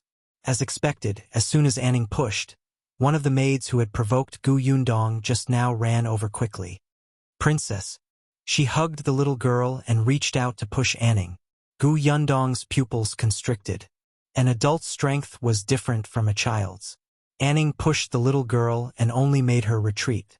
This maidservant pushed Anning and was about to make her fall. Gu Yundong suddenly rushed forward and quickly supported Anning before she reached the end. She frowned at the maidservant. However, the maidservant looked at her young master tightly. Little princess, are you all right? Are you injured? After saying that, she looked up at Anning. What's wrong with you? If you want to talk, just talk. What right do you have to hit her? If our little princess is injured, can you bear the responsibility? Anning pursed her lips. After a moment of silence, she said, It's my fault for pushing her. I apologize, but it's also wrong for her to hurt someone with her words. She has to apologize too. The servant girl was so angry that she laughed. Our little princess. Before she could finish speaking, the little girl in her arms stopped her. The young princess pushed the servant girl away and raised her chin arrogantly. I didn't say anything wrong. Why should I apologize? If you find any errors, ads pop up, ads redirect, broken links, non-standard content, etc., please let us know report so we can fix it as soon as possible. Chapter 1378. Gu Yundong is a country bumpkin. The young princess raised her head and looked at Gu Yundong again. Her eyes were filled with contempt. How powerful can a country woman like her be? She can't even compare to my maidservant. I don't know what Mrs. Qin is thinking. She actually brought such a bumpkin into the marquee mansion. How embarrassing. You! Qin Anning stomped her feet in anger. She's not a bumpkin. How is she not a bumpkin? Another young lady chimed in. Didn't you say just now? Her family is in that village. You even said that she brought you to the mountains and fields to catch cicadas with you. You even ate cicadas. Just thinking about it makes me feel disgusted. You also said that her younger brother didn't have the money to go to school in the past. Later, he finally started to learn with your father. I didn't mean that. Qin Anning looked at Gu Yundong anxiously. Yes, she was the one who said those words. However, she just wanted to tell these people that Sister Gu treated her very well and played with her. There were many interesting things in the village. It was clearly these people who asked her about her previous life in Feng County. Why did they say that Sister Gu was a bumpkin? Also, she just wanted to tell them that Yunshu was very good at studying. He had only been in her father's school for a year, but he had already surpassed most of the students. He would be the top scholar in the future. These people deliberately misinterpreted her meaning. The young lady looked at Gu Yundong anxiously. She did not want her to misunderstand her. She did not want Sister Gu to hate her. Gu Yundong lowered her eyes and patted her head.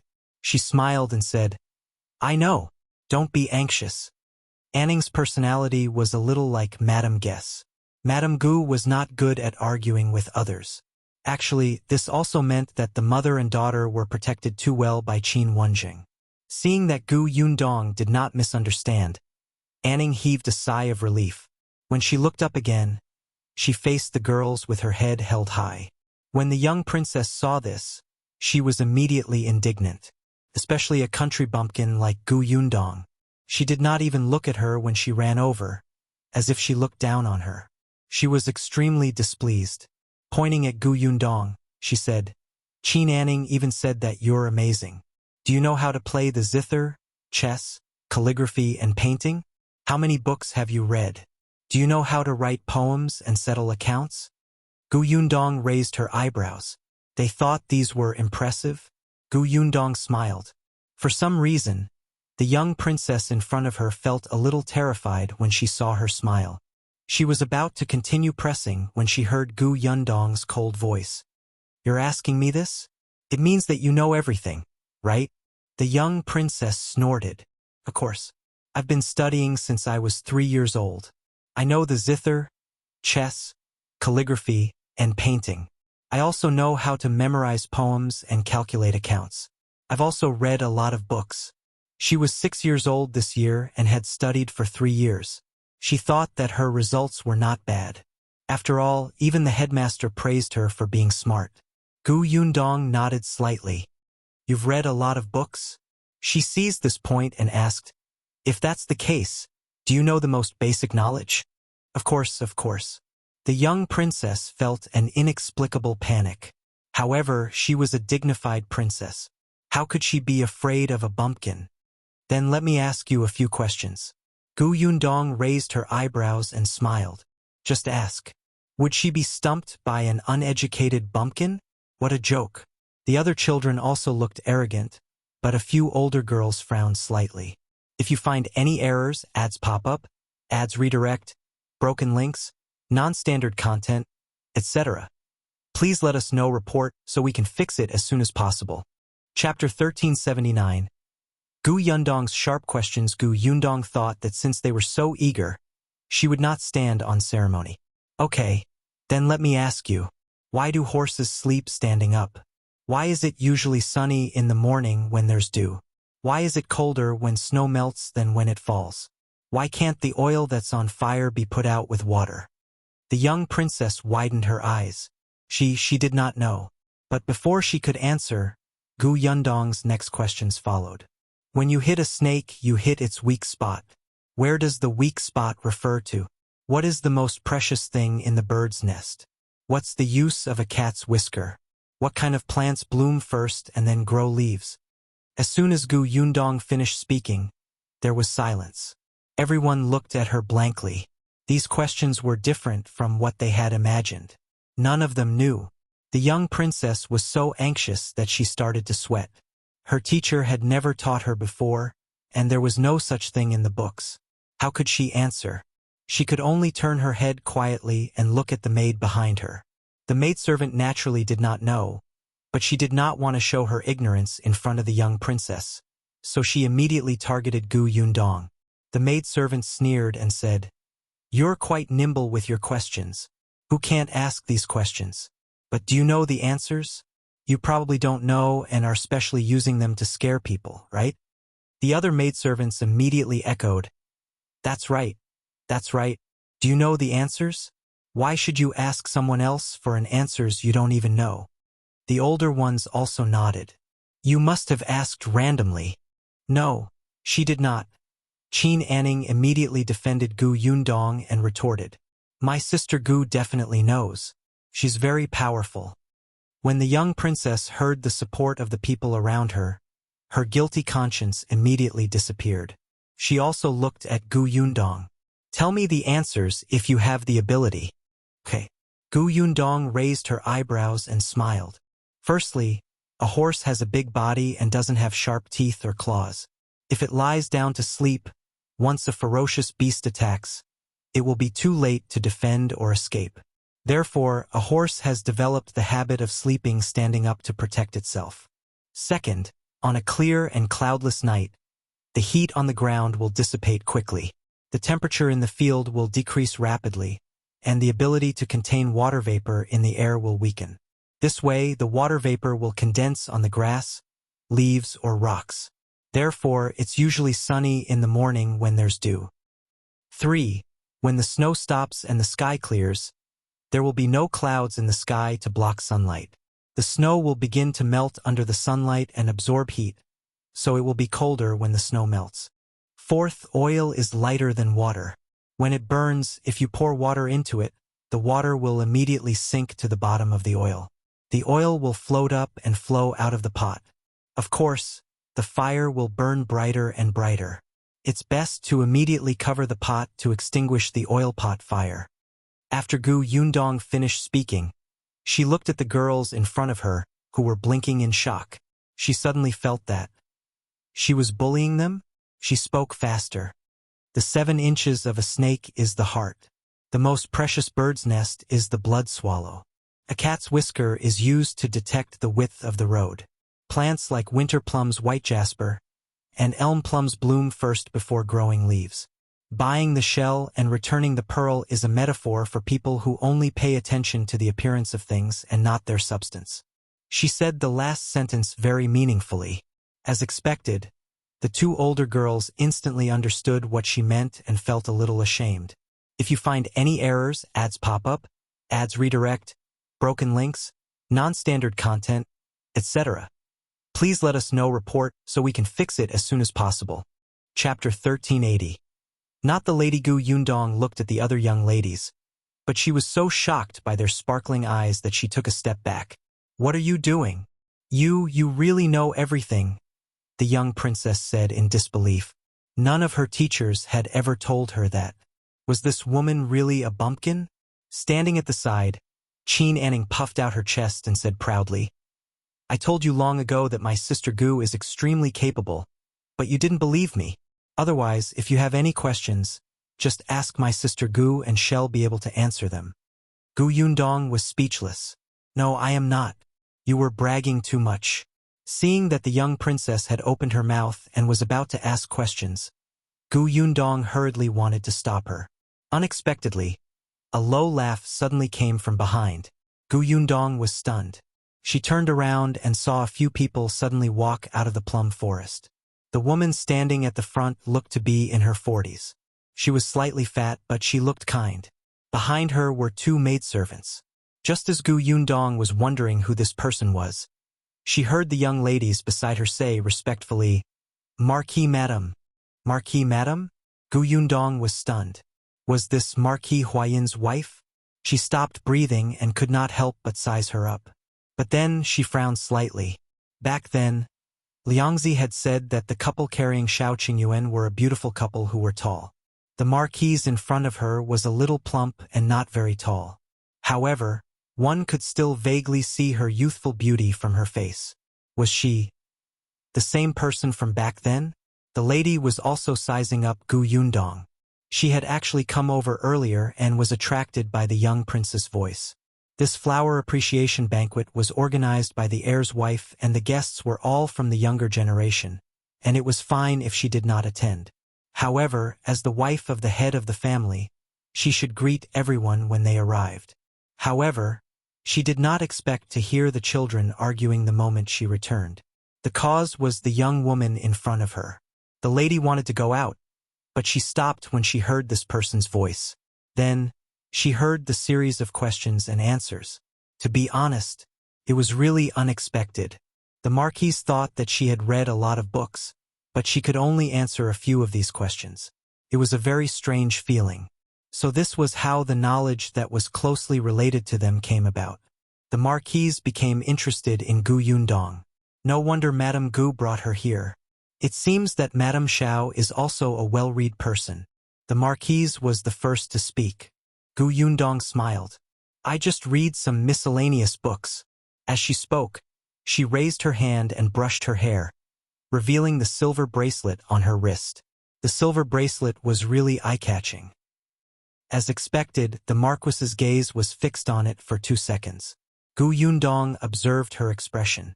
Unfortunately, there was no fluctuation in her emotions. She could not help but feel a little disappointed.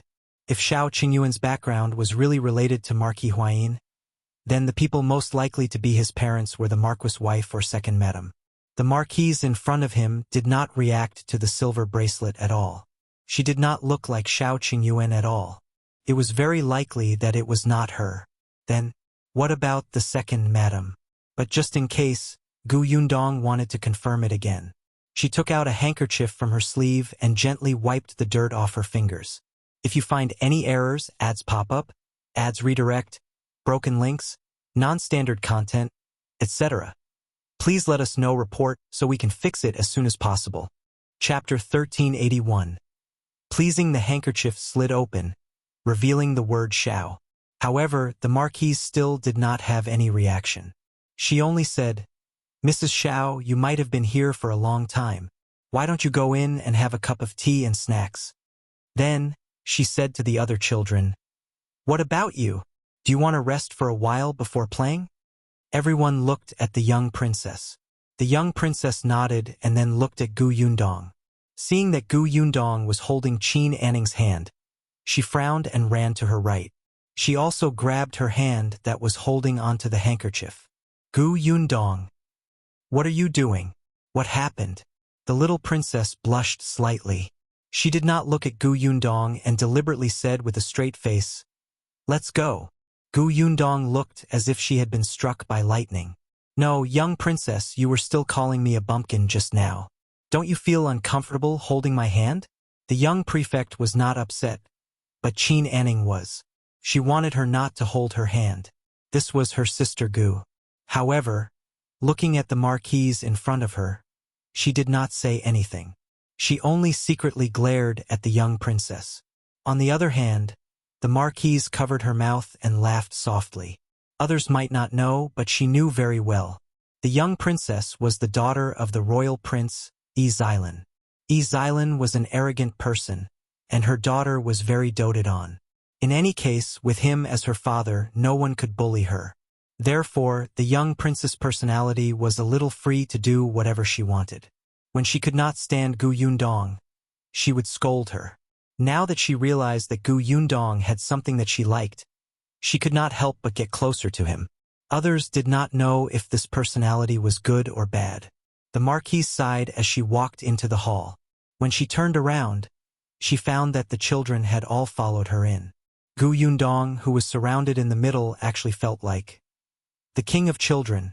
The marquise wanted to laugh for a moment. "Come sit."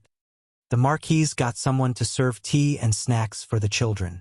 She then asked Gu Yundong, "What kind of books does Mrs. Shao usually read?" Did this lady have to ask this? If she said that she only read storybooks, would she lead the children beside her astray? Hence, she took a sip of water and coughed lightly. "I read everything: astronomy and geography, medical books on medicinal herbs, farms, forests, countryside, historical biographies. I read whatever I'm interested in." As she spoke, she felt a little guilty. She lowered her head and continued to drink her tea. The marquise was surprised. "You really know a lot." When the other children heard this, they also tilted their heads and looked at her. So she knew so much because she had read so many books. However, they usually read poetry collections, scriptures, and memorize thousands of words. Thinking about it this way, their horizons seemed a little narrow. Gu Yundong saw that they were deep in thought and felt even more guilty. She quickly changed the topic, raised her head and said, "By the way, it's rare to see Madam today." Yundong boldly asks for a gift from Madam. The marquise was stunned. Not only her, but the others present were also stunned. The servant girl beside the young princess secretly rolled her eyes. The country bumpkin was indeed unruly. It was her first time meeting the marquise, and the marquise had only chatted with her for a while out of respect for her. But she was actually taking advantage of her? Just wait. Just because the marquise was easy to talk to didn't mean she didn't have a temper. As expected, the smile on the marquis's face faded a little, but she still asked kindly, "What gift? If you find any errors, ads pop up, ads redirect, broken links, non-standard content, etc. Please let us know report so we can fix it as soon as possible." Chapter 1382. She's so busy. Gu Yundong took out a piece of paper from his space. She handed the paper to the marquise, who was stunned. She took it and looked at it. The drawing on the paper was very vivid, and there were some words on it. It looked a little strange. This is a flyer. It was the flyer for Shuanhe Prefecture's new tea pavilion. She had left a few behind when she was drawing them previously. She didn't have time to draw them in the capital, so she took one out and used it first. Fortunately, she tore off the piece with the address and date on it. "I'm working with Auntie Qin to open a milk tea shop in the capital to entertain nobles like the marquise. The food and water in the shop are relatively new. I dare say that there's nothing similar in the capital. If the marquise is free, why don't you go and take a look? It'll be very interesting." The marquise looked surprised and lowered her head to look at the leaflet in her hand. "Pearl milk tea? Double-skinned milk? Croissants? Fries? What are these?" Gu Yundong smiled mysteriously. "It's delicious. Madam will know when she comes." The marquise smiled. "You're still keeping it a secret." That's right. The shop hasn't opened yet. When the renovation is done, Madam should come over to take a look and you'll know what these are. When the time comes, bring old Madam, second Madam, and the heiress to experience it together. On the first day, there will be a half-price discount. The Marquise was a little curious about something she had never heard or seen before, especially since the flyer seemed to be very tempting. She did not go out often, but it was fine for her to go occasionally. Moreover, this was a collaboration between Gu Yundong and Mrs. Qin. Even if it was for the sake of the Gu family, it was fine to make a trip. However, it's fine with old Madam. She doesn't like to move now and doesn't like to join in the fun. His second aunt can go and take a look. I'll call her later. All right, then he'll send a post to Madam. Madam, you can't refuse. Of course not. Gu Yundong was slightly satisfied. Although she had not seen second Madam today, she would find an opportunity. Seeing that they were almost done talking, the young princess quickly said, I'll go too. You can also give me an invitation. Gu Yundong lowered her head and thought for a moment. She naturally felt that she could not let go of the opportunity in front of him. All right, but you need an elder to take care of you. No problem. I'll still ask my cousin to bring me. Today, the young princess came to the Marquis mansion because her cousin had brought her over. After Gu Yundong finished speaking, she saw that the Marquise looked a little tired. She quickly got up and bade farewell, taking the children with her. When she went out, she realized that Madame Gu was looking for her outside. Gu Yundong hurriedly led Qingyuan over. Unexpectedly, after taking a few steps, she realized that the young princess had also followed her. Gu Yundong was speechless. She stopped in her tracks and looked at the little girl strangely. Only then did the little princess react. She blushed and snorted. I just want to remind you not to forget to send it to me when the time comes. After a pause, she continued, I will also invite you. Tell me the address and I will treat you on my birthday. There's no need, right? A trace of fear flashed across Gu Yundong's face. She did not want to go to the Marquis mansion. That kind of place was restricted.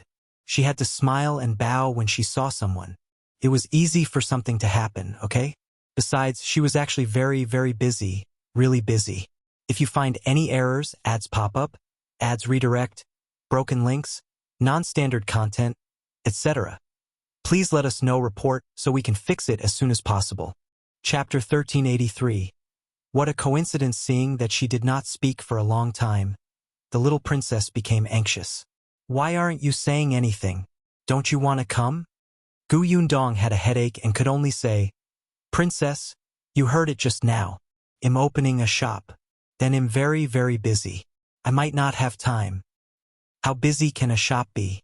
Can't you just keep the door open? Gu Yundong was speechless. She wanted to cry. The corners of her mouth twitched and she said, Of course it's not that simple. Look, when I open a shop, I first have to renovate the shop and recruit workers. When the workers are found, I have to teach them how to work and entertain customers. Later, I have to get ready for the opening event, prepare ingredients, and attract customers. Sometimes I have to deal with others who come to find trouble with me. Things are piling up. I'm really too busy. The little princess' eyes widened as she listened. So it's so complicated. You're amazing. You actually know everything. The young lady behind her also nodded in agreement. They had no choice. At first, they thought that opening a shop was very simple. After all, their shops were all managed by the shopkeepers. The little princess was a little disappointed, but seeing that Gu Yundong was so tired, it seemed a little unreasonable to send an invitation to her. She could only nod reluctantly. All right, then I want to invite you, but remember to invite me. All right? Gu Yundong nodded and agreed without hesitation. Only then did the little princess smile. However, the maid standing behind her rolled her eyes and lowered her eyes without saying anything. Gu Yundong stood up and brought Qingyuan to meet up with the Gu family.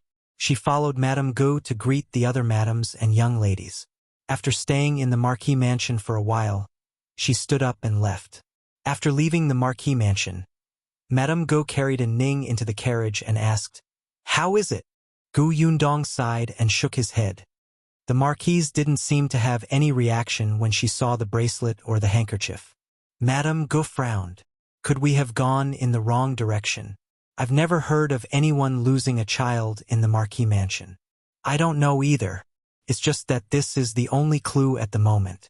We can only look for it in the Marquis mansion first. If it's not relevant, we can look in other directions, Gu Yundong said. Let's try second Madame another day. Madame Gu patted her hand. There's no hurry. We've waited for so many years. Now that we have a clue, we'll find it eventually. Okay. Gu Yundong nodded. Send Anning back first. I think she's a little sleepy. I'll wait for Brother Shao. All right, then I'll take my leave first. If there's anything, you can come to my residence to look for me. There's no need for any invitations. I'll tell the door guard. Okay. Madame Gu asked the maidservant to help her into the carriage. Gu Yundong and Tong Shuitao watched their carriage get further and further away until it disappeared around the corner. Then she turned around. She did not know when Shao Qingyuan had appeared behind her, but what surprised Gu Yundong was that he was holding 2 boxes. Gu Yundong looked at the 2 boxes in confusion. This is. During the time you were in the Marquis mansion, I got 2 herbs. They were written in the medical book that Song Dajiang gave me. Gu Yundong's eyes widened. I've only been in the residence for a short while, and you've already gotten 2 precious herbs? Those were the herbs recorded in Song Dajiang's medical books. Shao Qingyuan handed the box to Shao Wan, who was leading the carriage over. He smiled and said, "It was just a coincidence. Wasn't that too much of a coincidence? If you find any errors, ads pop up, ads redirect, broken links, non-standard content, etc. Please let us know report so we can fix it as soon as possible." Chapter 1384. Bad feeling. Gu Yundong remembered that in the medical book Song Dajiang had given her, there were about 50 kinds of precious herbs. In less than 2 years, Shao Qingyuan had already found more than 30 types. Gu Yundong felt that he might have a buff that attracted medicinal herbs. Otherwise, how could it be so easy for him to find a medicinal herb that others might not be able to find even after working hard for their entire lives? Perhaps he was born to walk the path of a medicinal herb merchant. Gu Yundong could not help but sigh. Shao Qingyuan helped her into the carriage. The carriage drove all the way to Hatai Alley. Gu Yundong took the opportunity to tell him everything that had happened in the Marquis mansion. When Shao Qingyuan heard this, he was silent for a moment. He grabbed her hand and said, "It's fine. There's no hurry. It's only the first day." Yeah. As they spoke, the carriage entered the alley and stopped in front of the Shao family's house. Unexpectedly, just as the carriage stopped and before she could get out, the door of the house next door opened and Mrs. Yu ran over. "Is Sister Yundong back?" "Yes, sister-in-law. What's the matter?" Gu Yundong lifted the curtain and alighted from the carriage. Mrs. Yu had already run up to them and said in a hurry, "Io, where did you go? Why are you only back now? Let me tell you, when you left this morning, someone rushed over to look for you and said that he had something to tell you.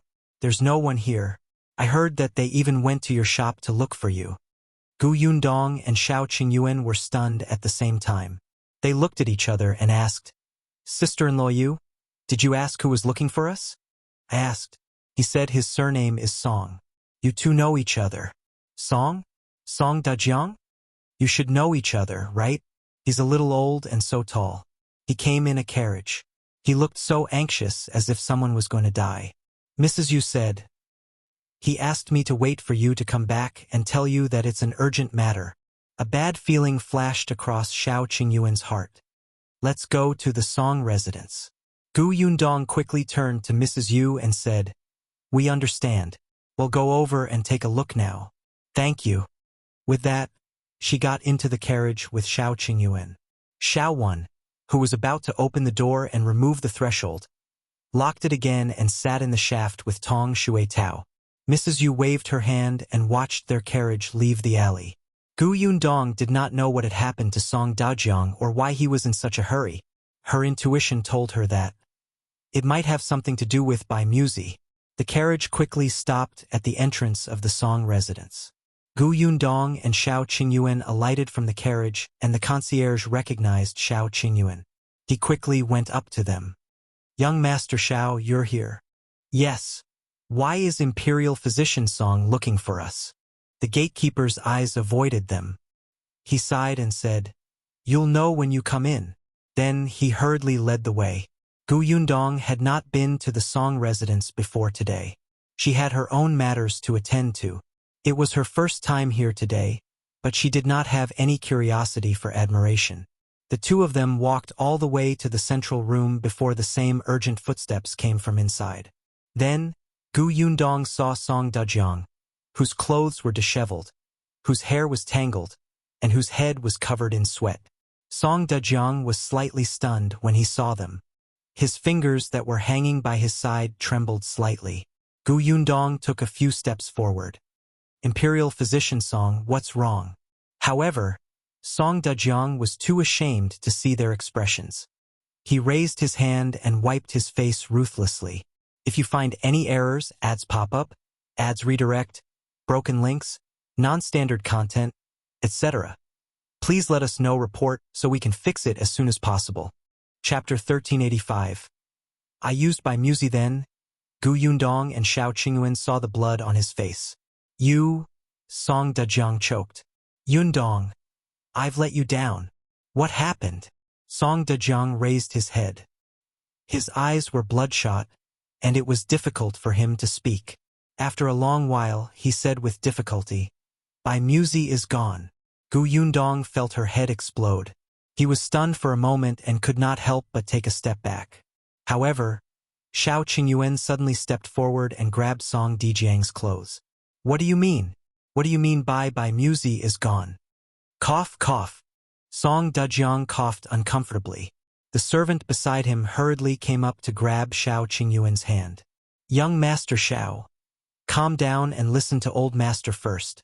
Shao Qingyuan pushed the servant away and stared at Song Dajiang sharply. "Tell me." Even though Song Dajiang was feeling a little uncomfortable, he still said, "My martial nephew's old illness had relapsed, and he needed by Muzi to save his life. I have no choice. I only had one stock with me, so I gave it to him to use first. I originally went to look for you to get your approval. Ahem, but you weren't around. My martial nephew couldn't wait any longer, so I could only..." Song Dajiang also felt very guilty. Other people's things were equally important to them. He had used them without permission, but he had no choice. He could not watch his martial nephew die just like that. He had no choice. Song Dajiang closed his eyes. "I know that I didn't do this right. I've let you down. If you want to beat or scold me, it's up to you. I'll accept it." Shao Qingyuan suddenly clenched his fists and raised them high in the next moment. The servant beside him hurriedly rushed forward to stop him. "Young Master Shao, don't be rash. Master is old. If you punch him, he will lose his life. Get lost." The servant did not dare to let go. Not only was young Master Shao strong, but he was also a martial artist. He turned his head and happened to see Gu Yundong. He hurriedly shouted, "Young Master Shao, young Master Shao, look at your wife." At the mention of Gu Yundong, Shao Qingyuan finally calmed down. He let go of Song Dajiang and turned to see Gu Yundong lowering his head in a daze. Shao Qingyuan quickly hugged her. "Yundong, it's fine. If it's gone, we'll look for it. We'll find it eventually." Gu Yundong's mind was in a mess. She had listened to Song Dajiang's words. However, she did not know what to do. It was not easy for her to obtain by Muzi. It had only been a few days and he was gone just like that. Should he give Song Dajiang a beating? So what if he did? By Muzi would not be able to return. Gu Yundong had a headache. He frowned in pain and his face turned pale. Shao Qingyuan quickly picked her up and rushed to the guest room. Song Dajiang was still standing at the same spot. As he watched the two of them walk away, his legs seemed to be filled with lead and he could not move. His body was still in a mess and he looked very disheveled. Previously, when he was treating his martial nephew, he was also fully focused and did not dare to slack off at all, afraid that his martial nephew's life would be lost in his hands. Now, she actually felt her legs go weak and she slid to the ground. The servant at the side quickly supported him and sat him on a chair at the side. Master. Song Dejiang waved his hand. Fine. He pointed in the direction where Shao Qingyuan had left. Follow them and see if they need anything. Yes. After the servant left, Song Dejiang wiped his face again. The blood on his hand had already dried up, and his nose was filled with the smell of blood. If you find any errors, ads pop up, ads redirect, broken links, non-standard content, etc., please let us know report so we can fix it as soon as possible. Chapter 1386. Her mother has been waiting for a long time. Shao Qingyuan carried Gu Yundong and kicked open the door. After placing her on the bed, he frowned and looked at her worriedly. What's wrong? Are you feeling unwell? I'm fine. I just feel a little uncomfortable. Gu Yundong buried her head in his arms and said in a muffled voice, Why is it gone? It wasn't easy for us to get by Muzi, but it's gone just like that. It's okay. Well, look again. Gu Yundong hugged him tightly. We've been searching for nearly 2 years. It wasn't easy to find such a stock. I don't know how many more years it will take to find it. Her mother had been waiting for a long time. Gu Yundong hugged Shao Qingyuan even tighter. I really want to beat Song Dejiang up. I'll beat him. After Shao Qingyuan finished speaking, he realized that Gu Yundong's grip on his waist had tightened. He sighed slightly and hugged her on his lap. If it's really uncomfortable, cry. They'll be here. They'll watch over you. I am. Gu Yundong had always been strong and rarely cried. However, at this moment, she felt her eyes sting. It was very difficult to find that by Muzi. Shao Qingyuan almost gave up his life for this medicine. He almost became someone's slave. He ran away for a clue. He had put in a lot of effort. It was not easy for him to find by Muzi. In the future, he would not secretly take risks without telling her. But now they were back to square one. Her mother still had to wait. She had just had some hope, but it was gone. I'll write a letter later and ask my parents not to come. Her negative emotions reached their peak in an instant. Father and mother would be so disappointed. Shao Qingyuan took a deep breath and lowered his head to kiss her face. I'll write it. They won't blame you. Yes, Gu Yundong replied softly. Then, she closed her eyes and leaned into his arms without making another sound. Shao Qingyuan gently stroked her back until he felt her breathing gradually calm down. Then he hugged her and lay down. Seeing this, the servant at the door quietly closed the door. He exhaled and left quietly. When he returned to the main courtyard, Song Dejiang had already stood up. In the end, he went to wash his face, but his body was still messy. The servant reported, Young Master Shao and Madame are resting in the guest room. Song Dejiang paused and nodded. Get Shao 1 and the rest to come in too. Arrange for them in the room next door. Then, he went in to see his martial nephew. The guy was still unconscious, but his expression was slightly better. Song Dejiang sighed and asked the medicine boy to continue guarding the room while he returned to his room to rest. He had been tense since early in the morning. He was old, and after such a rescue, he felt like the world was spinning when he came back to his senses. However, he really could not fall asleep on the bed. It was not until the sky was about to darken that he slowly fell asleep. The next day, Song Dejiang woke up early. He went to see his martial nephew first, who was still unconscious. However, he took her pulse. Her pulse had stabilized and she was fine. Even his old illness had been treated so it would not relapse. Song Dejiang heaved a sigh of relief. After seeing them, he went to the courtyard and asked the servants, Where are Shao Qingyuan and the rest? They're not up yet. After hearing this, Song Dejiang was silent for a while. I'm going to check on them, he said, and strode off toward the guest room. If you find any errors, ads pop up, ads redirect, broken links, non-standard content, etc., please let us know report so we can fix it as soon as possible. Chapter 1387. Martial Nephew by Zhiyan unexpectedly. After taking a few steps, Shao Qingyuan and Gu Yundong arrived together. Song Dejiang paused for a moment before stepping forward with a serious expression. I'm very sorry about by Muzi. Gu Yundong waved her hand. That's it. You've already used it. No matter what you say, it won't be able to come back. Moreover, he's your martial nephew. Coincidentally, his life was in your hands. Such a choice is inevitable. Gu girl. Gu Yundong was a little tired. She took a deep breath. Anyway, you owe me one. I know. But I also owed you in the past, Gu Yundong said immediately. Song Dejiang was stunned. Gu Yundong smiled bitterly. We can't settle this score. Anyway, I'll continue to look for by Muzi. The next time I find it, I want hand it over to you first. Also, you have to save my mother. Alright. Song Dejiang did not know what to say. After a long time, he said one word. I'm hungry. Let's eat first. Song Dejiang hurriedly got someone to serve the food. The three people eating in the reception pavilion were very quiet. No one spoke again. This kind of thing seemed to be unnecessary. Until a servant came to report, Old Master, young Master Bai is awake. Song Dejiang was stunned. He threw down his chopsticks and hurriedly ran away. Gu Yundong pinched herself gently. Young Master Bai? What's wrong? Shao Qingyuan wiped her hands.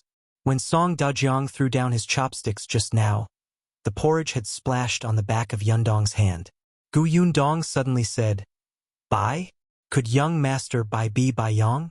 Yes, Bai Yang's grandfather is Song Dejiang's master. It can't be. Gu Yundong could not be bothered to eat and hurried over to take a look. If it was really that little guy. However, when she saw the person lying on the bed, Gu Yundong finally came to her senses. It was not Bai Yang. Yes, Song Dejiang knew that she knew Bai Yang. If it was him, Song Dejiang would have told her. But this person looked familiar to Gu Yundong.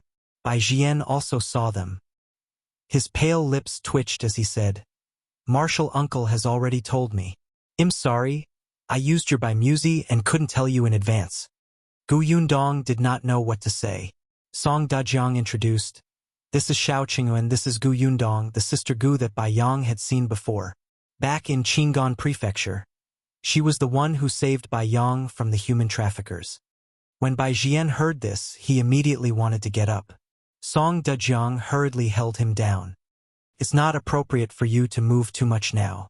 Bai Zhiyan could only give up and lie back down. However, he still said gratefully to Gu Yundong, Mrs. Shao is the Bai family's great benefactor. You saved Bai Yang, and the medicine I used to treat his illness is yours. I really can't thank you enough. Gu Yundong remembered. Wasn't this the brother Bai that Bai Yang was talking about? Gu Yundong felt that every time she met him, he seemed to be terminally ill. Was he that miserable? For some reason, she actually felt some sympathy for him. However, Gu Yundong still said, Since you're a member of the Bai family, I heard from Bai Yang that the Bai family has 2 Bai Muses, right? If you're grateful, give me one later. Of course. As long as we find the key to the jade door and open it, Bai Muzi will not be the only thing. There will also be a huge reward. Bai Zhiyan said solemnly. He could still make the decision to return Bai Muzi to Gu Yundong.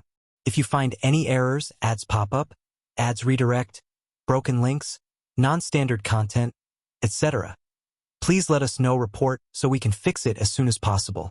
Chapter 1388. Who is Gao Feng looking for? Gu Yundong was slightly satisfied. Seeing how tired he looked, she did not want to disturb his rest. Alright then, we'll leave first. Have a good rest.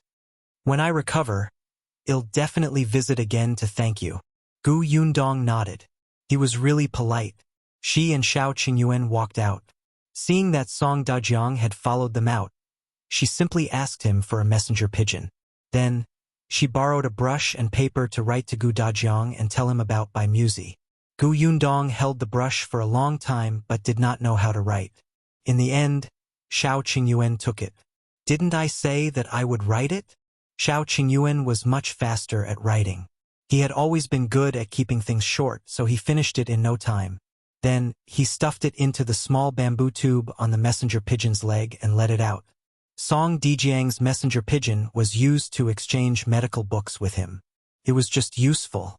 Gu Yundong heaved a sigh of relief after the letter was sent out. Her parents should not have set off yet. It was not too late to tell them. Song Dejiang saw that Gu Yundong was still listless. He thought about it and went into the house to take out 2 herbs. This is to compensate you. Gu Yundong did not know him, but Shao Qingyuan narrowed his eyes slightly. These herbs were the herbs in Song Dejiang's medical books. They were very precious. You're really giving them to us? Song Dejiang nodded.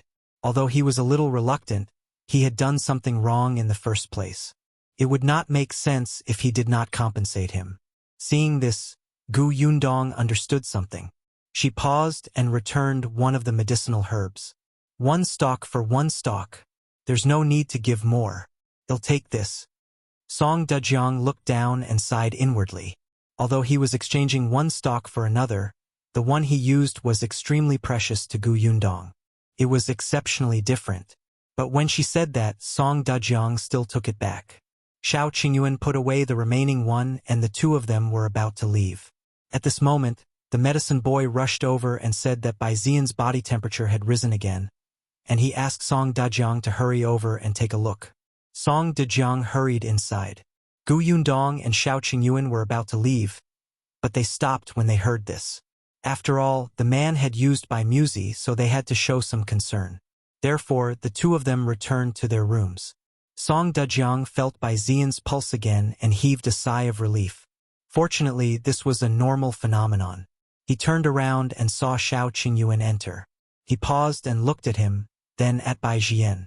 Suddenly, he said, "Come and take his pulse." Shao Qingyuan frowned slightly, but Zhiyan understood. He immediately smiled and said, "This is a rare opportunity to learn. It's not easy to encounter my illness. Let's give it a try." Gu Yundong pushed him. Only then did Shao Qingyuan step forward and place his hand on his wrist. Zhiyan looked at him for a moment and said, "I heard from Uncle Master that you're very talented in medicine. Cough, cough. If Gao Feng finds the key in the future and opens the jade door, there will be many lost books inside. You can take a look." Shao Qingyuan nodded and continued to take the pulse. Gu Yundong found it strange. Isn't Gao Feng looking for someone? He's looking for someone and the key? The key is with that person. As long as we find the person, we will naturally find the key. Gu Yundong's eyes lit up.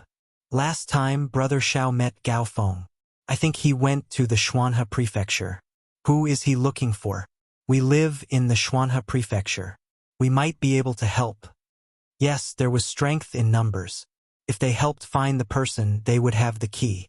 If you find any errors, ads pop up, ads redirect, broken links, non-standard content, etc., please let us know report so we can fix it as soon as possible. Chapter 1389. Gao Feng is looking for me. Zhiyan thought for a moment. It wasn't that he couldn't say it. Moreover, Gu Yundong was right. She was familiar with the Xuanhe prefecture. It might be helpful. Therefore, Zhiyan sighed and said, "Gao Feng is looking for a woman. Unfortunately, we don't know her name, age, or address. We only know that 2 years ago she was about this tall." When he saw Shao Qingyuan retract his hand that was taking his pulse, he raised his hand to indicate the height. Gu Yundong frowned. He did not know her name. With her height from 2 years ago, it was really difficult to find her like this. Then where did he meet that woman? What did they say? What did they do? Gu Yundong asked again. Zhiyan said, "Although that woman was young, her skills were very good. The biggest clue is that she had a crossbow on her. It's a very exquisite crossbow." Gu Yundong was stunned. A strange look flashed across her face. Shao Qingyuan also looked up at her. The 2 of them looked at each other and fell silent. Zhiyan continued, "At that time, we saw it on the way to escape from the wilderness. It was on the road between Yongning Prefecture and Qingyuan Prefecture. At that time, we encountered 2 bastards who wanted to take advantage of the night to harm Bai Yong and Bai Yu. That girl suddenly appeared and helped to deal with one of them with a crossbow. The other was dealt with by Gao Feng. That girl said that she realized that those 2 people had ill intentions, so she attacked." Gu Yundong widened her eyes in disbelief and looked at Zhiyan in shock. She suspected that she had heard wrongly. On the other hand, Song Dejiang, who was at the side, asked in surprise, The girl Gaofeng is looking for met him on the way to escape? I remember that the Gu girl also escaped from the Yongning prefecture. Bai Zhiyan was stunned and suddenly looked at Gu Yundong. The latter gulped. After a while, she asked uncertainly, "After that, Gaofeng even gave that girl a bag of steamed buns and pancakes?" Not long after the girl left, a carriage came into the village. "You guys left in the middle of the night?" Bai Zhiyan's breathing suddenly stopped, and he suddenly wanted to sit up. However, he got up too quickly and felt dizzy. He fell back hard. Fortunately, Shao Qingyuan was sitting on the edge of the bed. He quickly reached out to support her. Song Dajiang said anxiously, "Don't be agitated. Hurry up and lie down. Let's talk slowly." Bai Zhiyan took a while to calm down and suppress the pain. He closed his eyes and turned his head slightly. He looked straight at Gu Yundong. "You? If I'm right, then this person is me." Gu Yundong took a deep breath. She also felt that it was a little magical. She had always known that Gao Feng was looking for someone. The last time she met Bai Yang in Qingyuan prefecture, she had almost met Gao Feng. In the end, due to a freak combination of factors, Gao Feng left Qingyuan prefecture early. Later on the way to find his uncle, Shao Qingyuan also met Gao Feng. At that time, they had just come out of the Xuanhe prefecture, and Gao Feng was on his way to the Xuanhe prefecture. He had also missed her. Bai Zhiyan stared fixedly at Gu Yundong. His breathing quickened slightly. "Yes, you're right. Gao Feng gave that girl a bag of steamed buns. We also left Tonggu village overnight. Was it really you?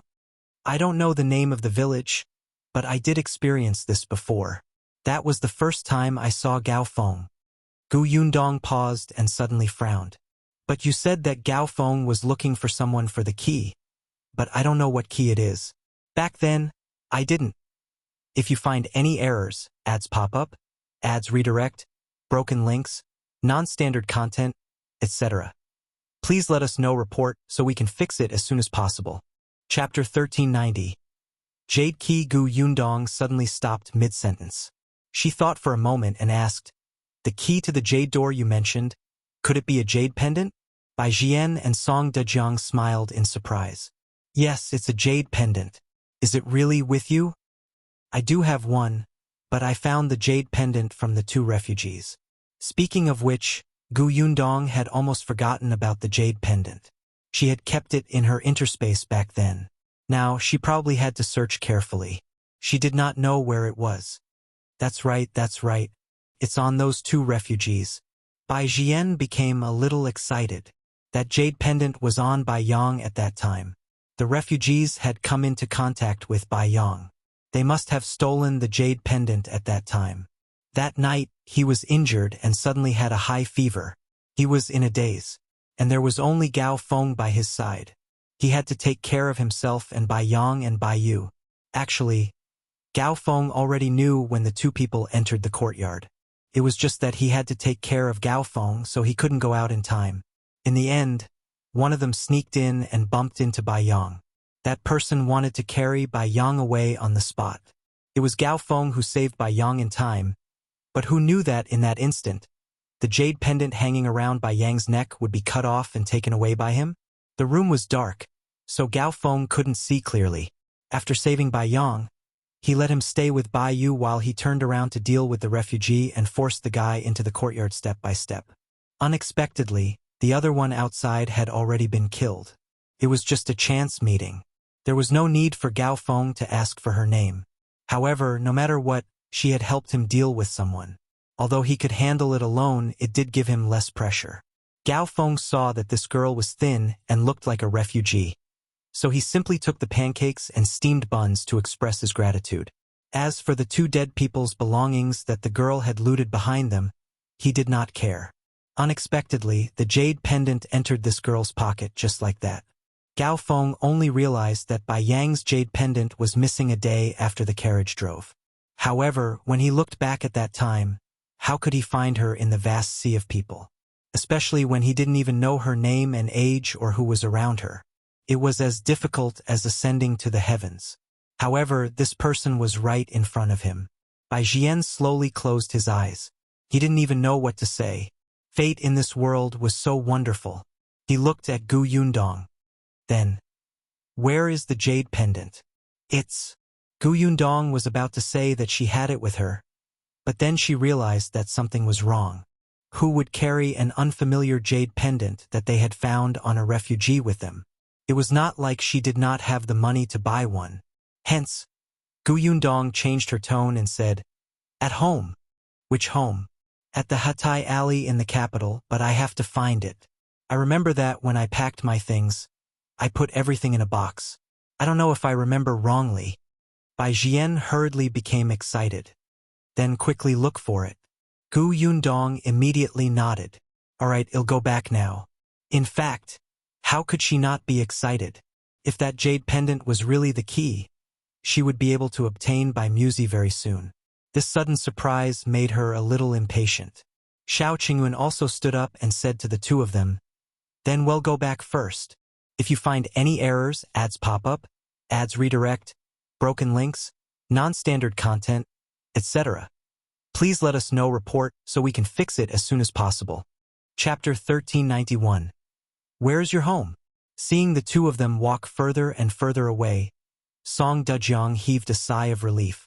It's rare that the jade pendant is still there. Yes. Zhiyan also felt relieved. He had talked to Gao Feng before. Even if they found him, the jade pendant might not still be in her hands. After all, she was fleeing at that time. She might not have any silver on her along the way. Otherwise, why would she search for dead people's things? When she really could not survive, she might have pawned the jade pendant or sold it. At that time, it would be extremely difficult to find it again. However, Gao Feng had also said that the girl seemed to be quite capable at that time. She had such an exquisite crossbow on her, so she might not be desperate enough to become a jade pendant. Fortunately, the jade pendant was still there. Gu Yundong and Shao Qingyuan did not even bring Tong Shuetao with them. They drove the carriage back to Hatay Alley. Mrs. Yu, who was at the door, was about to greet them when she saw them return. Unexpectedly, Gu Yundong jumped down from the carriage and rushed into the courtyard. On the other hand, Shao Qingyuan was still standing beside the carriage. However, Mrs. Yu was a little afraid of him. In the end, she did not greet him and only stuck her head out to look at the courtyard next door. Sure enough, Gu Yundong came out after a while. When she saw Mrs. Yu, she waved her hand. "Hello, sister-in-law." "Hello, hello." Then she watched helplessly as the carriage moved off again. "Why are you in such a hurry? What happened?" She shook her head and returned to her courtyard. Gu Yundong sat in the carriage, holding the jade pendant in her hand. She did not speak for a long time. After a long time, she lifted the curtain and looked at Shao Qingyuan on the shaft. She pursed her lips and hesitated. Shao Qingyuan turned to look at her and suddenly smiled. "Let's talk about it when you want to." Gu Yundong lowered her head slightly. Others might not know if the jade pendant was in the box, but as the person beside her, how could Shao Qingyuan not know? When they came to the capital, they didn't bring many things with them. Who would bring such an insignificant jade pendant? Gu Yundong had almost forgotten where it was. She had rummaged through her space for a long time before finding it. Actually, she knew that Brother Shao had long suspected her. She had already made it very obvious several times in front of him. How could a smart person like him not feel anything? However, he did not ask anything. Perhaps he already had a guess in his heart, but he was not sure. Gu Yundong scratched her head. It was not that she did not want to say it, but she just did not know how to say it. However, this person seemed to be very indulgent towards her. "All right, sit back down. Be careful not to fall." Shao Qingyuan pushed her inside and let her sit in the carriage. Gu Yundong was a little discouraged and rubbed her face hard. The carriage returned to the Song mansion not long after. The two of them strode towards the main courtyard. Zhiyan and Song Dezhang were getting anxious. Seeing the two of them enter, Zhiyan immediately looked at their hands expectantly. Gu Yundong quickly took out the jade pendant. "Is this it?" Zhiyan took it. At this moment, he was already supported by Song Dezhang to sit at the head of the bed. At first glance, his eyes lit up. "Yes, this is it. This is the jade key to the jade door." "Really?" Gu Yundong finally felt relieved. She asked anxiously, "Then let's quickly take the jade pendant and open the jade door to find Bai Muzi. Where is your house? When are we going? If you find any errors, ads pop up, ads redirect, broken links, non-standard content, etc. Please let us know report so we can fix it as soon as possible." Chapter 1392. It's important to find your parents free. As soon as Gu Yundong finished speaking, Bai Zhiyan and Song Dajiang were stunned. They looked at each other. The atmosphere instantly became a little strange, and neither Bai Zhiyan nor the other spoke. Shao Qingyuan narrowed his eyes and suddenly reached out to take the jade pendant from Bai Zhiyan's hand. Eh? Bai Zhiyan only felt that the jade pendant was gone. Shao Qingyuan looked at Song Dajiang. "Why? Are you going back on your word?" "Of course not." Song Dajiang hurriedly shook his head and explained. "The Bai family is in the Lingzhou prefecture, but the Bai family has always been isolated from the world. Outsiders don't know where they are. If you want to enter the Bai family, you need someone from the main family to lead the way. Otherwise, you will get lost." Gu Yundong frowned, and Bai Zhiyan sighed. "There are too few people who can enter the Bai family. I can enter, and so can Uncle Master Song. But I can't travel now, and Uncle Master can't leave the capital. I'm afraid I won't be able to go to Lingzhou prefecture for a while." "Spiritual state prefecture?" Gu Yundong frowned. "What about Gao Feng?" "Gao Feng is in Xuanhe prefecture now. I don't know his exact location, so I can only send a letter to Xuanhe prefecture's Huimin Medical Center first. After Gao Feng reads the letter, he will rush back." Bai Zhiyan knew that she was anxious, but he still said, "Why don't you wait a little longer? At most a month. When I recover, I will personally bring you to the Bai family." Although the Bai family had never allowed outsiders to enter, Shao Qingyuan and his wife had done the Bai family a great favor. Be it saving Bai Yang or using their Bai Muzi, the Bai family would remember this favor and compensate them. Bai Zhiyan looked at Shao Qingyuan. This man was very talented. If he could receive guidance from his grandfather, it would be the best repayment. Gu Yundong was silent for a moment before finally nodding. "Okay." She glanced at the jade pendant in Shao Qingyuan's hand. "But this jade pendant is temporarily in our custody." Although Bai Zhiyan felt that it was inappropriate, he also knew that Gu Yundong no longer trusted them because of Bai Muzi. Hence, he finally nodded and said, "This jade pendant is now the only key to the jade door. If it's gone, then Bai Muzi. Don't worry, I care about Bai Muzi more than you do. Therefore, I will definitely take good care of this jade pendant. I definitely won't lose it." "That's good."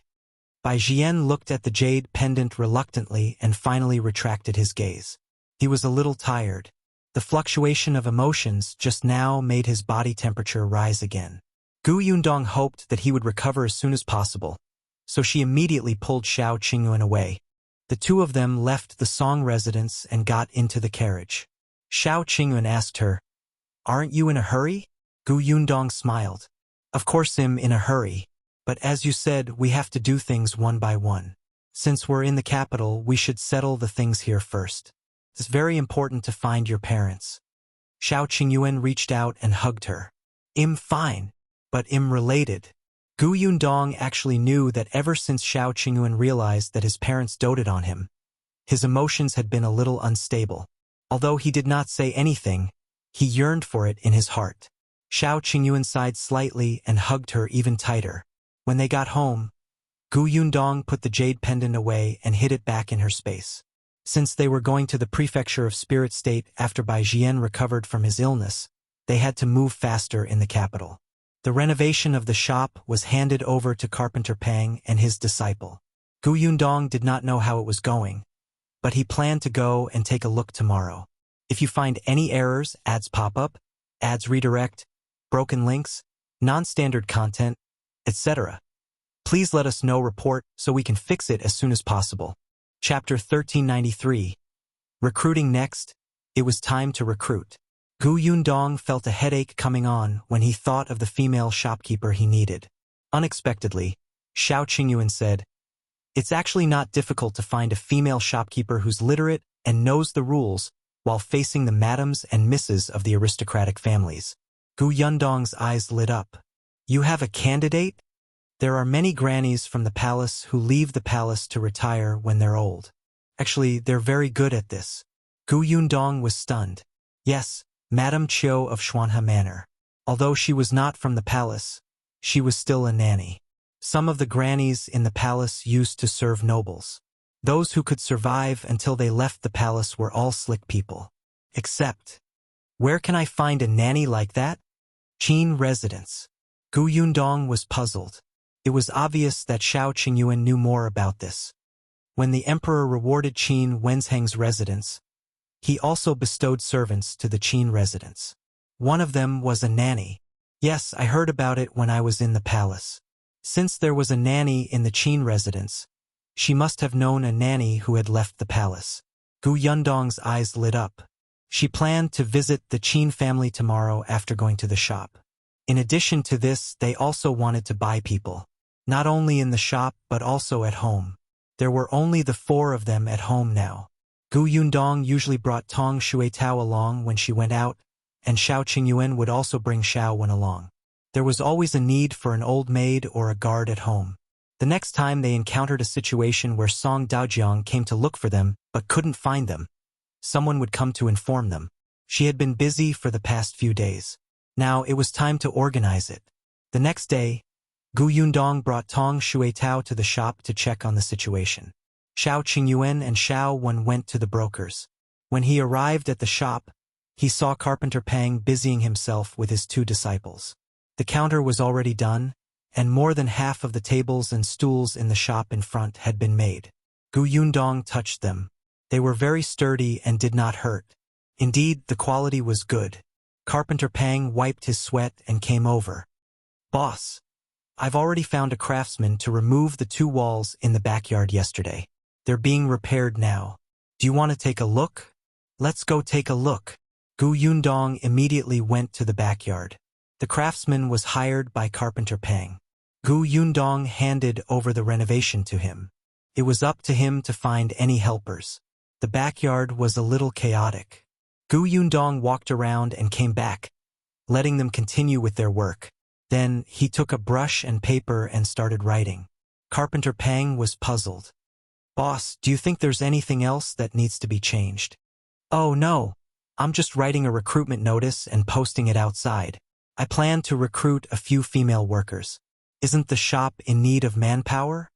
Although they had to buy people, it was impossible for all the employees in the shop to be bought. As long as it was one of their own in the kitchen, the waiters in the hall could be found outside. Female workers? Carpenter Pang thought for a moment and suddenly asked, do you have any requirements? Clean and tidy. It's best if the person who likes to smile and is slightly tall. She has a gentle personality and is hardworking. She also has to be literate.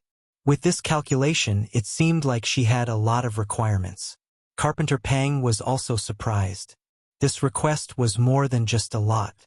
It would probably be difficult to find someone who could read. But Yundong still wrote the notice and pasted it at the door. Before she left, she instructed Carpenter Pang, if anyone comes to inquire, help me introduce the shop. All right, boss. Yundong left. As soon as she left, someone who had been staring at the shop came forward and squinted at the words written on the notice. If you find any errors, ads pop up, ads redirect, broken links, non-standard content, etc., please let us know report so we can fix it as soon as possible. Chapter 1394. The shop recruits different workers. After reading the notice carefully from top to bottom, the person knew what to do and turned to leave. Carpenter Pang originally wanted to come out and ask, but he didn't expect to only see his back. That person quickly left Jinlan Street. Not long after, he appeared in a restaurant. He looked left and right. When he saw the person in the corner, he hurriedly ran over. Young master, there's a situation in the shop on Jinlan Street. Tang Qijing was eating. When he heard this, he quickly swallowed the fish in his mouth and took a sip of water. He asked, what's the situation? Then the shop is going to recruit. Tang Qijing frowned when he heard that. He was a little disinterested. So be it. What's so strange about that? Since Shao Qingyuan's shop is about to open, isn't it normal to find a couple of assistants? I want you to keep an eye on Shao Qingyuan. You don't have to report these unimportant matters to me. No, young master. That shop hires different workers. Different in what way? Shao Qingyuan's shop hires female shop assistants. The servant couldn't help but raise his voice. What? What? However, two puzzled voices followed. Not only Tang Qijing, but there was also a familiar voice behind. Tang Qijing was stunned and looked up. When he saw who it was, he hurriedly stood up and almost knocked over the chair behind him. However, he couldn't care less. A smile instantly appeared on his face as he said obsequiously, "Your Highness, why are you here?" Zhiyan glanced at him. "If you can be here, can't I be here too?" Tang Qijing shook his head again and again. "Of course you can. You can go anywhere in the capital, sir." Zhiyan snorted and quickly averted his gaze to look at the servant standing behind Tang Qijing. "You repeat what you said just now." The servant trembled and was a little confused. What did he just say? Oh, right. He remembered. He immediately repeated the last sentence. That waiter hired by Shao Qingyuan's shop is a female waiter. Zhiyan narrowed his eyes. Shao Qingyuan? Shao Qingyuan came to the capital? Tang Qijing replied softly, "Yes, I think so." Zhiyan's dissatisfied gaze instantly landed on him. "When did this happen? Why didn't you tell me?" However, the imperial physicians outside had been coming back one after another recently. He just didn't pay attention to them.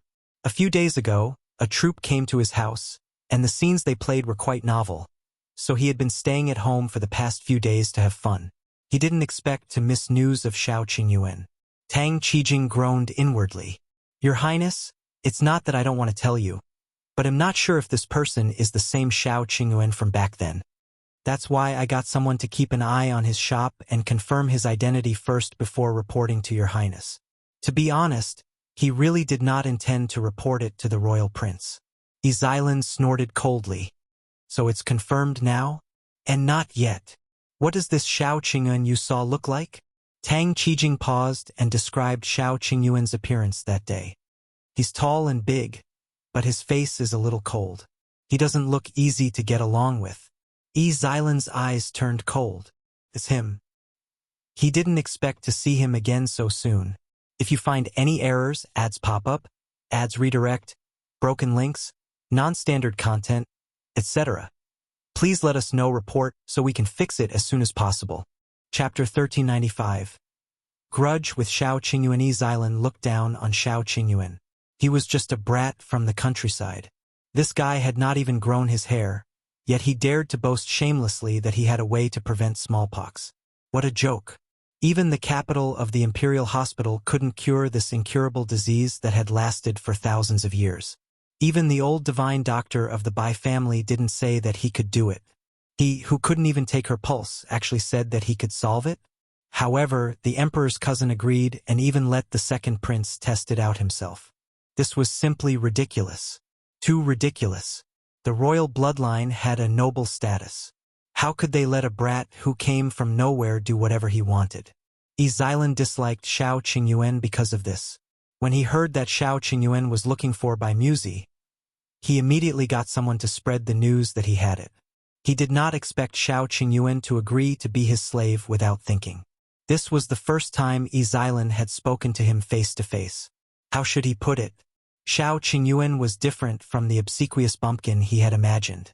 He was also different from some servants who flattered him. Shao Qingyuan was not afraid of him.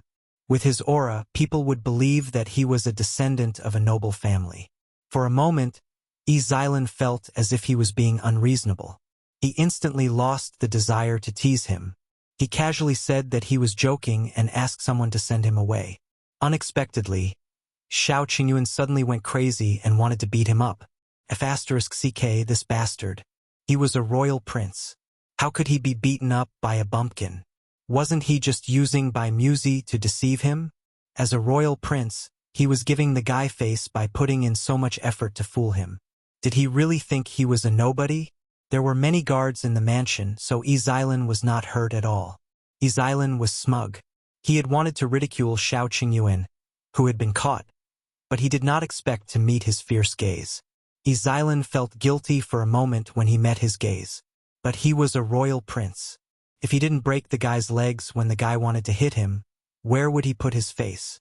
However, just as he was about to attack, Shao Qingyuan took out the fish talisman. Zhiyan held her breath. He could deal with Shao Qingyuan, who had no status, but he couldn't touch Shao Qingyuan, who had the fish talisman.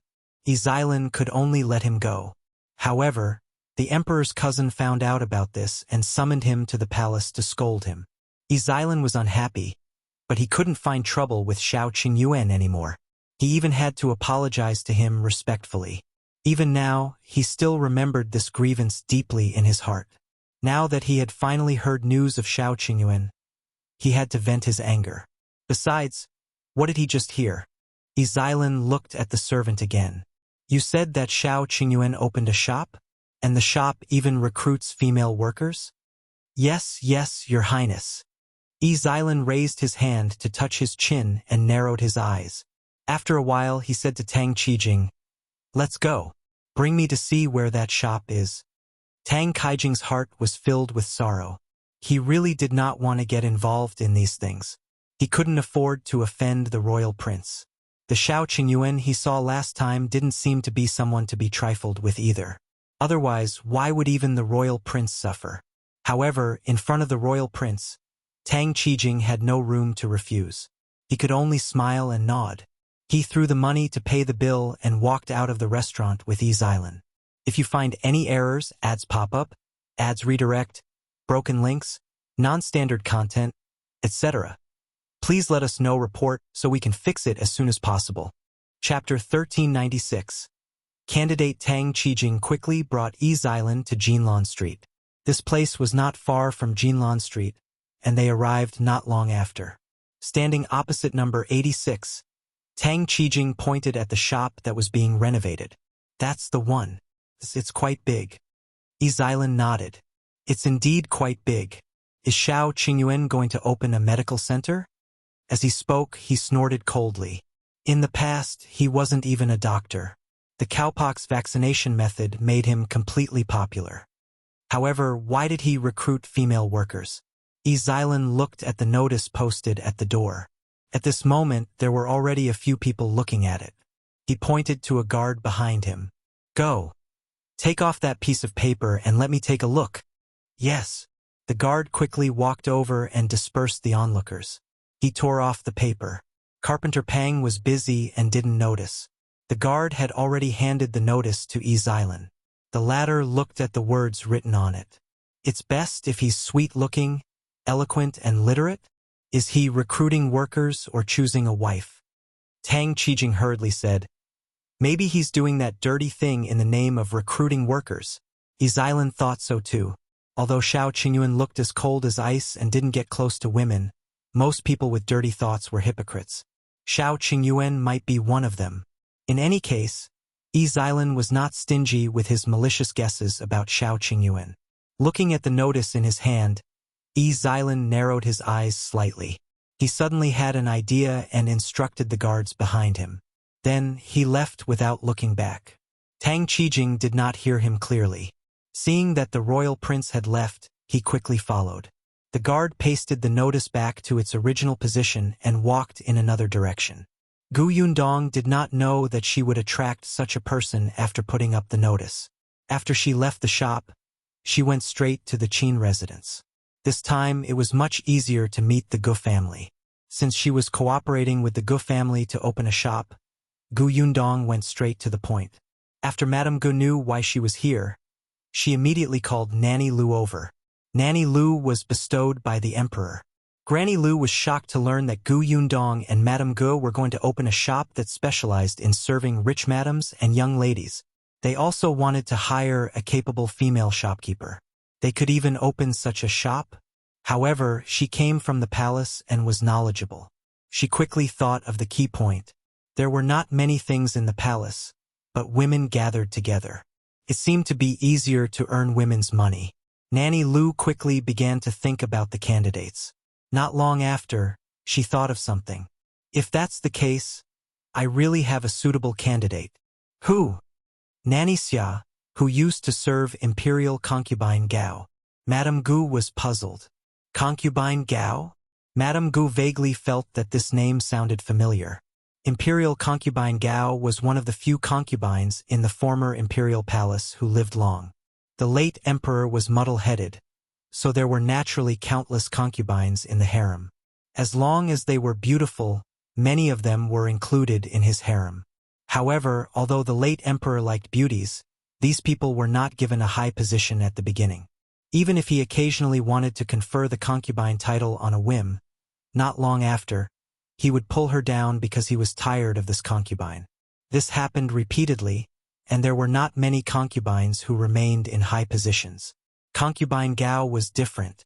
She had followed the late emperor since he was young.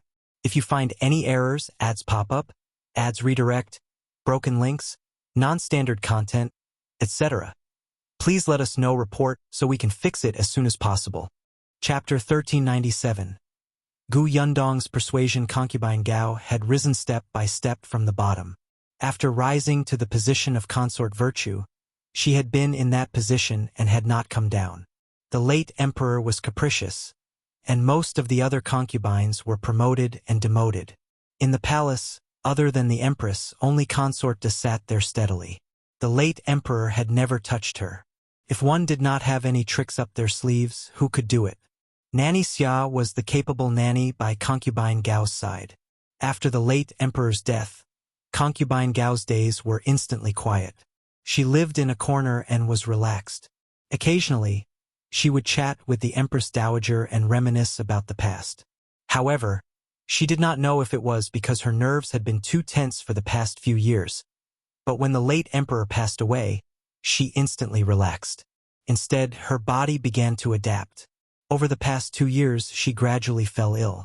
Not long ago, Concubine Gao still couldn't hold on and was gone. It was said that the Empress Dowager had been sad for a long time and had closed herself in the palace for 2 days. Concubine Gao had no children. Before she passed away, she also had the intention to arrange for people to serve her. Nanny Xia had originally wanted to guard her tomb, but Concubine Gao had flatly rejected her. Later on, Nanny Xia chose to leave the palace. She had entered the palace since she was young. For so many years, other than occasionally leaving the palace to do something, she had almost forgotten the outside world. Nanny Xia still had a trace of regret in her heart, so after Concubine Gao passed away, she was released from the palace. Nanny Xia had money and an extraordinary status. After leaving the palace, many wealthy families invited her to the residence to be a nanny. However, they were all rejected by Nanny Xia. She had originally wanted to leave the palace to retire, so she wouldn't implicate herself again. However, what Nanny Xia did not expect was that she had overestimated herself. She was no longer used to life outside the palace. After resting for a while, she felt that she had nothing to do all day. She might as well be a nanny. Just 2 days ago, Nanny Xia had just caught up with Nanny Lu and complained, "Madam, if you think that Nanny Xia is feasible, they'll make a trip on your behalf and tell you about the situation. If it's too late, I'm afraid she'll enter someone else's house to be a nanny." Gu Yundong's eyes lit up. Of course. Nanny Lu thought for a moment. But madam, Nanny Xia is fine in other aspects, but she has always lived in the palace. She has never done business before. Gu Yundong nodded. I know. Aunt and me will give her business suggestions. Nanny Xia mainly mediated the customers' conflicts and looked after the shop assistants. With Nanny Xia's ability, she should be able to easily resolve the other small problems. As for business, she would make a plan and point out the direction. Even if she was not in the capital, there was still Madame Xia. It was enough. Nanny Lu was relieved to hear that. She immediately brought Gu Yundong and Madame Gu to Nanny Xia's residence. If she hadn't arrived in time, Nanny Xia might have really been invited away. When she heard that Gu Yundong wanted her to be a female shopkeeper, Nanny Xia refused at first. She was not familiar with business, and she had never thought of being a female shopkeeper. Seeing this, Gu Yundong smiled and said, Nanny Xia, don't be in a hurry to refuse. Now that you have nothing to do, why don't you get to know our shop first? I'm recruiting female workers tomorrow. If Nanny Xia is free, why don't you go and watch the show? Nanny Xia was stunned. Nanny Lu also persuaded her, so she agreed. If you find any errors, ads pop up, ads redirect, broken links, non-standard content, etc., please let us know report so we can fix it as soon as possible. Chapter 1398. Newly bought servants. It was already very late when Gu Yundong came out of Nanny Xia's house. She bade farewell to Madame Gu and brought Tong Shuitao home. Shao Qingyuan had already returned. Other than him and Shao Wen, there were 6 people standing at home. They were servants that Shao Qingyuan had bought from the brokerage today. There were 2 older people. They were a couple with the surname Tian. Uncle Tian, Aunt Tian, and their son was called Tian Zhuang. From now on, Uncle Tian would be the gatekeeper. Auntie Tian would help wash clothes and cook at home, and Tian Zhuang would help Shao Qingyuan. The other 3 were all women. 2 of them were about 30 years old, and 1 was about the same age as Tong Shuitao. These 3 were prepared for the shop. One of the older women was surnamed Zhou, and the other was surnamed Chen. The young girl was called Zhuo Wenxiang. They looked honest and clean. After Gu Yundong saw them, she left them to their work. The 6 of them immediately went to work. They were quiet and diligent. Gu Yundong then returned to his room with Shao Qingyuan and told him about Nanny Xia. Shao Qingyuan said, Nanny Xia didn't reject me outright, which means that she's actually curious. In less than 2 days you can convince her. That's what I thought. Gu Yundong was actually not too worried about Nanny Xia. Instead, she was worried that it would be difficult to recruit people. Let's not talk about anything else. It doesn't seem easy to be literate. Shao Qingyuan poured her a cup of hot tea. Not necessarily. The capital is under the emperor. Compared to the Xuanhe prefecture, there are more literate women. That made sense, but Gu Yundong was still worried that no one would come to apply for the job tomorrow. However, the next day, she still woke up early to freshen up. She picked up Nanny Xia in high spirits and went to the shop on Jinlan Street. The few of them had just arrived outside the shop when they saw a lot of people surrounding the door. Gu Yundong was shocked and hurried forward. Only then did she realize that everyone was looking at the notice posted at the door. Some people were even surrounding Carpenter Pang and asking questions. Is what this notice says true? Is it really recruiting workers? But why female workers? That's right. What kind of business is this shop of yours? It can't be some indecent place, right? Someone burst into laughter and said disdainfully, You can't do that kind of business on the street. Ha ha ha ha. Gu Yundong frowned fiercely. She heard Carpenter Pang's anxious voice. No, you've misunderstood. This shop is a serious business and the customers are all women, so the boss recruits female workers. The customers are all women? Don't joke. How can there be such a shop? Even the silver shop that sells gold and silver jewelry won't stop men from entering, right? I think the owner of this shop might be doing something shameful. The Ding family next door thought that this place hires embroiderers. They even said that they wanted their daughter to try it. I think it's better to forget it. I'm worried about such a strange shop. Besides, the embroiderer should be in the job description if it's desired. Who would write female workers? Don't you think so? The corners of Gu Yundong's mouth twitched. She turned around and saw Nanny Xia coming over and looking at him with a faint smile. Gu Yundong broke out in a cold sweat. Just as she was about to speak, she saw a pretty girl walk over and say to the people around the door, Sorry, can you make way? I want to go in. If you find any errors, ads pop up, ads redirect, broken links, non-standard content, etc., please let us know report so we can fix it as soon as possible. Chapter 1399. She's the boss? Gu Yundong paused slightly when she heard this voice. The girl walked directly to Carpenter Pang and asked, I want to register. May I know where your boss is? Carpenter Pang heaved a sigh of relief and quickly said, The owner will be here at 7 in the morning. Miss, come in and wait. After a pause, he quickly added, Miss, don't worry. The owner is also a woman. As soon as she said this, Gu Yundong saw the girl relax slightly. It was obvious that she was a little nervous just now. She mustered her courage to walk forward. Gu Yundong turned her head, but from the corner of her eyes, she suddenly saw Nanny Xia's surprised expression. What is it? Nanny Xia smiled and shook her head, not saying anything. Gu Yundong shrugged and retracted her gaze. Then, she saw that there were actually a few girls surrounding the shop. Perhaps they had heard the discussions of the people beside them, so they had been huddled in a corner and did not dare to go forward. Now that they saw someone take the lead, two of their eyes became firm and they began to walk forward. One of them hurriedly followed behind the pretty girl. She was much better looking and walked to Carpenter Pang's side. I want to sign up too. Carpenter Pang invited the people who came to register directly. The shop in front had already been cleaned up by him. The tables and chairs were placed elsewhere, so the shop seemed a little empty. After the girl went in, two more girls came. Behind them, three young women also came in one after another. After that, there was nothing. Seeing that it was almost time, Gu Yundong walked forward. The people at the door thought that she was also here to answer the call, so they made way for her to enter. Unexpectedly, Carpenter Pang saw her and immediately shouted in surprise, "Boss! Boss!" With a whoosh, everyone's eyes fell on Gu Yundong. The few girls who had been standing silently at the side of the shop immediately looked over and looked at them nervously. Only the delicate girl looked at Nanny Xia in surprise. However, she quickly retracted her gaze.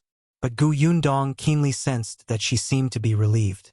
She raised her eyebrows slightly. Could it be that she knew Nanny Xia? Gu Yundong smiled and said, "Hello, I'm the owner of this shop. I think everyone has seen the notice. Because our shop is in the business of female customers, the workers we hire, whether they do odd jobs or not, will all be women. This way, even if everyone works in the shop, you don't have to worry about being gossiped about. Without a man, there would be fewer people gossiping outside."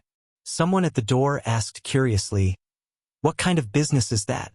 Gu Yundong turned her head and smiled. "You'll know when it opens. Why are you still keeping it a secret? If you don't explain everything clearly, will you be able to recruit anyone?" Gu Yundong had already turned around and entered. Nanny Xia followed behind her. When they reached the corner of the shop, Gu Yundong asked Tong Shuitao to move a table and chair to the side. Then she took out a brush and paper. Everyone looked at her actions in confusion. Even Nanny Xia, who was sitting behind her, looked curious. Gu Yundong raised her head and said to the 7 people in front of her, "All right, since you've come in, you must want this job. To put it bluntly, our shop is actually a tea house, but it's different from the tea houses outside. We only entertain female guests. If you find any errors, ads pop up, ads redirect, broken links, non-standard content, etc., please let us know, report so we can fix it as soon as possible." Chapter 1400. Mei Hong. Gu Yundong was speaking. The onlookers outside the door were very curious, but they were far away and could only see what they were doing. They could not hear anything. In an instant, the curiosity of the people outside increased.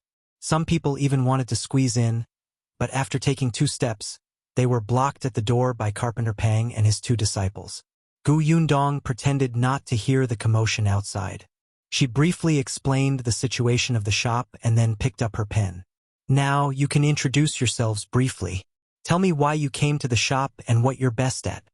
The 7 people in front of her looked at each other, not knowing what to say.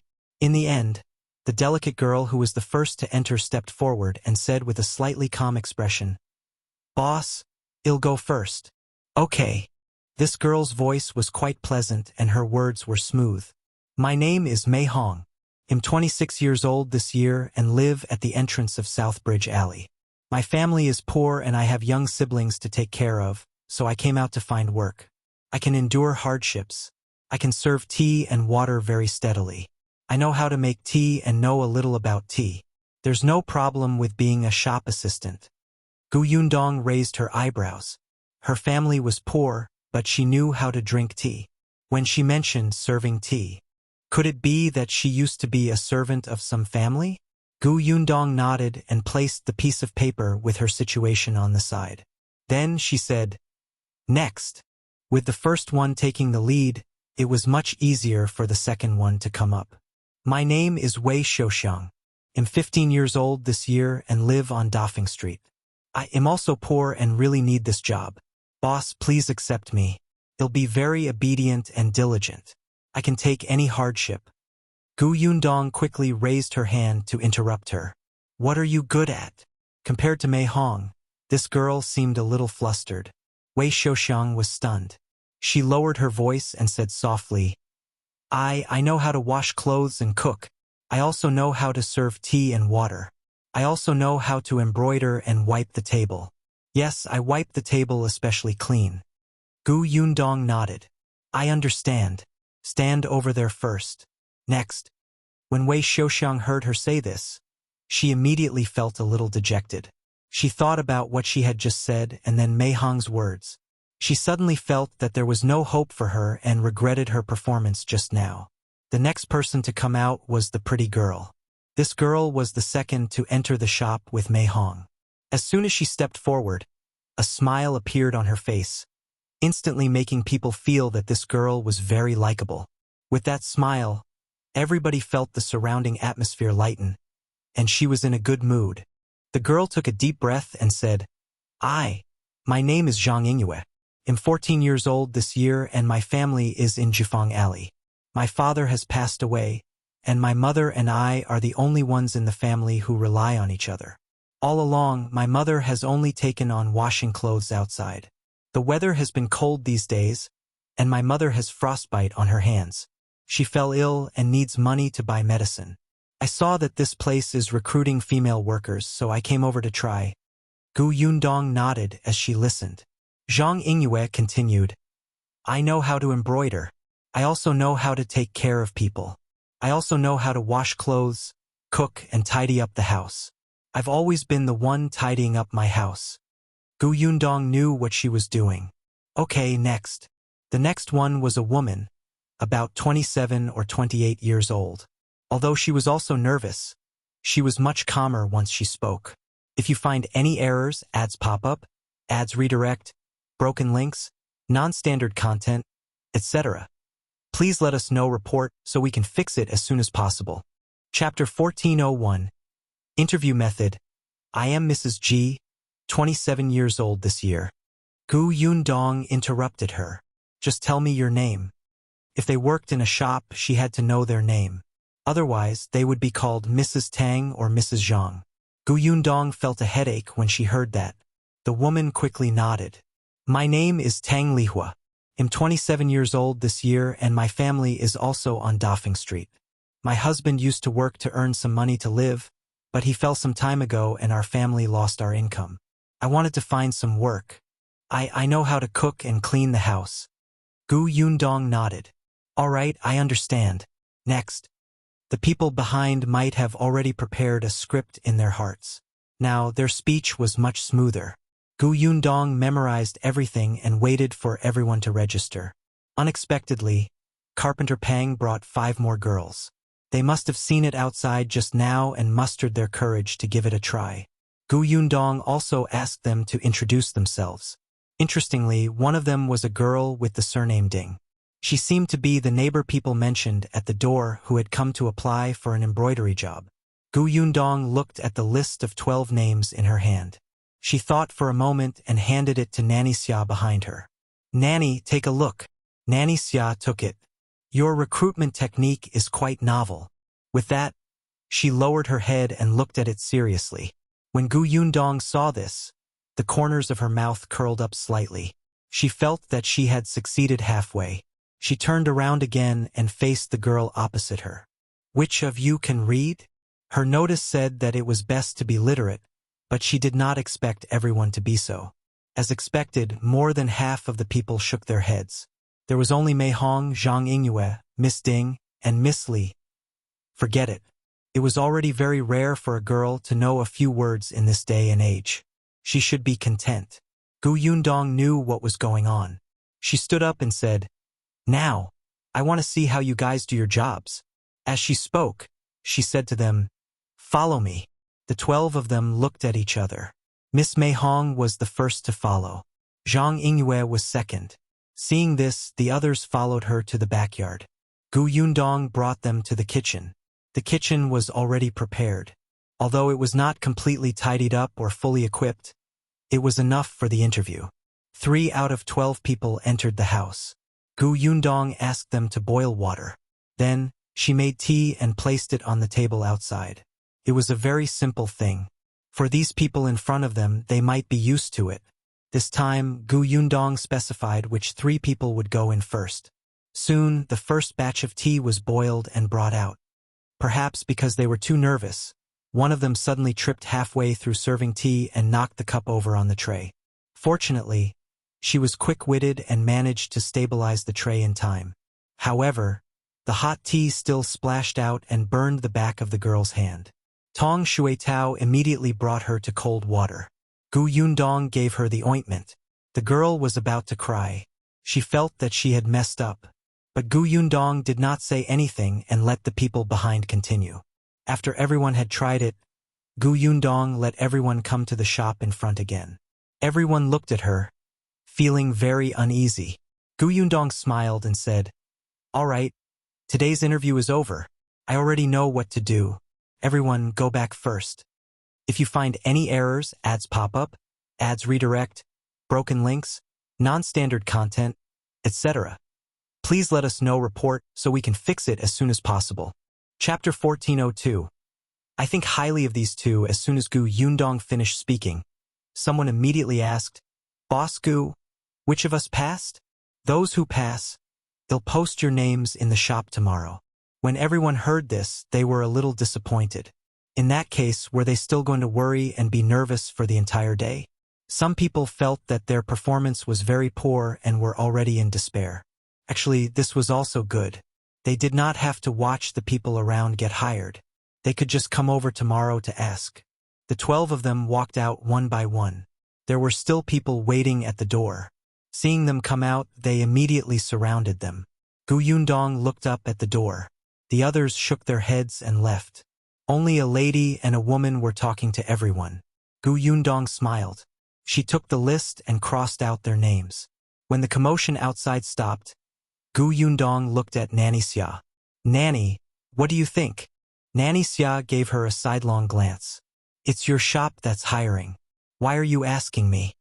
Yundong nodded and spread out the list on the table in front of her.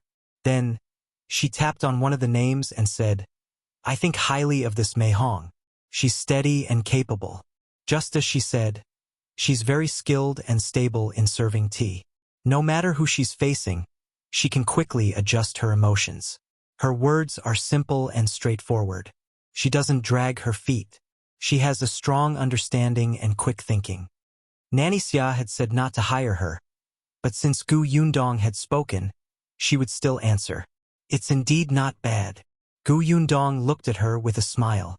"Nanny Xia is an old acquaintance of hers, right?" Nanny Xia was stunned and looked at her in surprise. "You?" When Mei Hong saw the nanny, she was stunned. Later, when Mei Hong spoke, the nanny's expression would become serious, and she could not help but pay more attention. Yundong said, "I guess that Mei Hong should also be from the palace." "A palace maid?" When Nanny Xia looked at Yundong again, her gaze was different. She had been immersed in the palace for many years. Putting everything else aside, it was not a problem for her to control her facial expression. Even if she had been out of the palace for a period of time, she would not be so relaxed that anyone could tell. The young lady in front of her was really surprising. Seeing that she was sizing her up, Yundong straightened her back slightly. "How is it? Do you think him extremely smart and meticulous? Are you convinced by my charm and plan to be my female shopkeeper?" Nanny Xia was speechless. This girl was actually so thick-skinned. She couldn't help but laugh. She reached out and tapped her. Nanny Xia did not answer and only asked, "What about the others?" Yundong smiled contentedly. "Oh, you're taking the initiative to care about the female staff in the shop. You still say that you're not convinced by my charm?" Yundong quickly began to read the information of the others excitedly. She took out one of them. "Actually, I think this Zhang Yingyue is not bad. Her smile is indeed very sweet, although it's not very sincere. Moreover, she's literate and smart." She won't be in the limelight and knows her limits. Since there are so many advantages, what other concerns do you have? Her motive is not simple. Gu Yundong sighed faintly. She placed Zhang Yingyu's information in a pending position. Her eyes filled with pity. Nanny Xia had a whole new level of respect for her this time. No wonder Mrs. Qin was willing to work with her and was so close to her. If you find any errors, ads pop up, ads redirect, broken links, non-standard content, etc., please let us know. Report so we can fix it as soon as possible.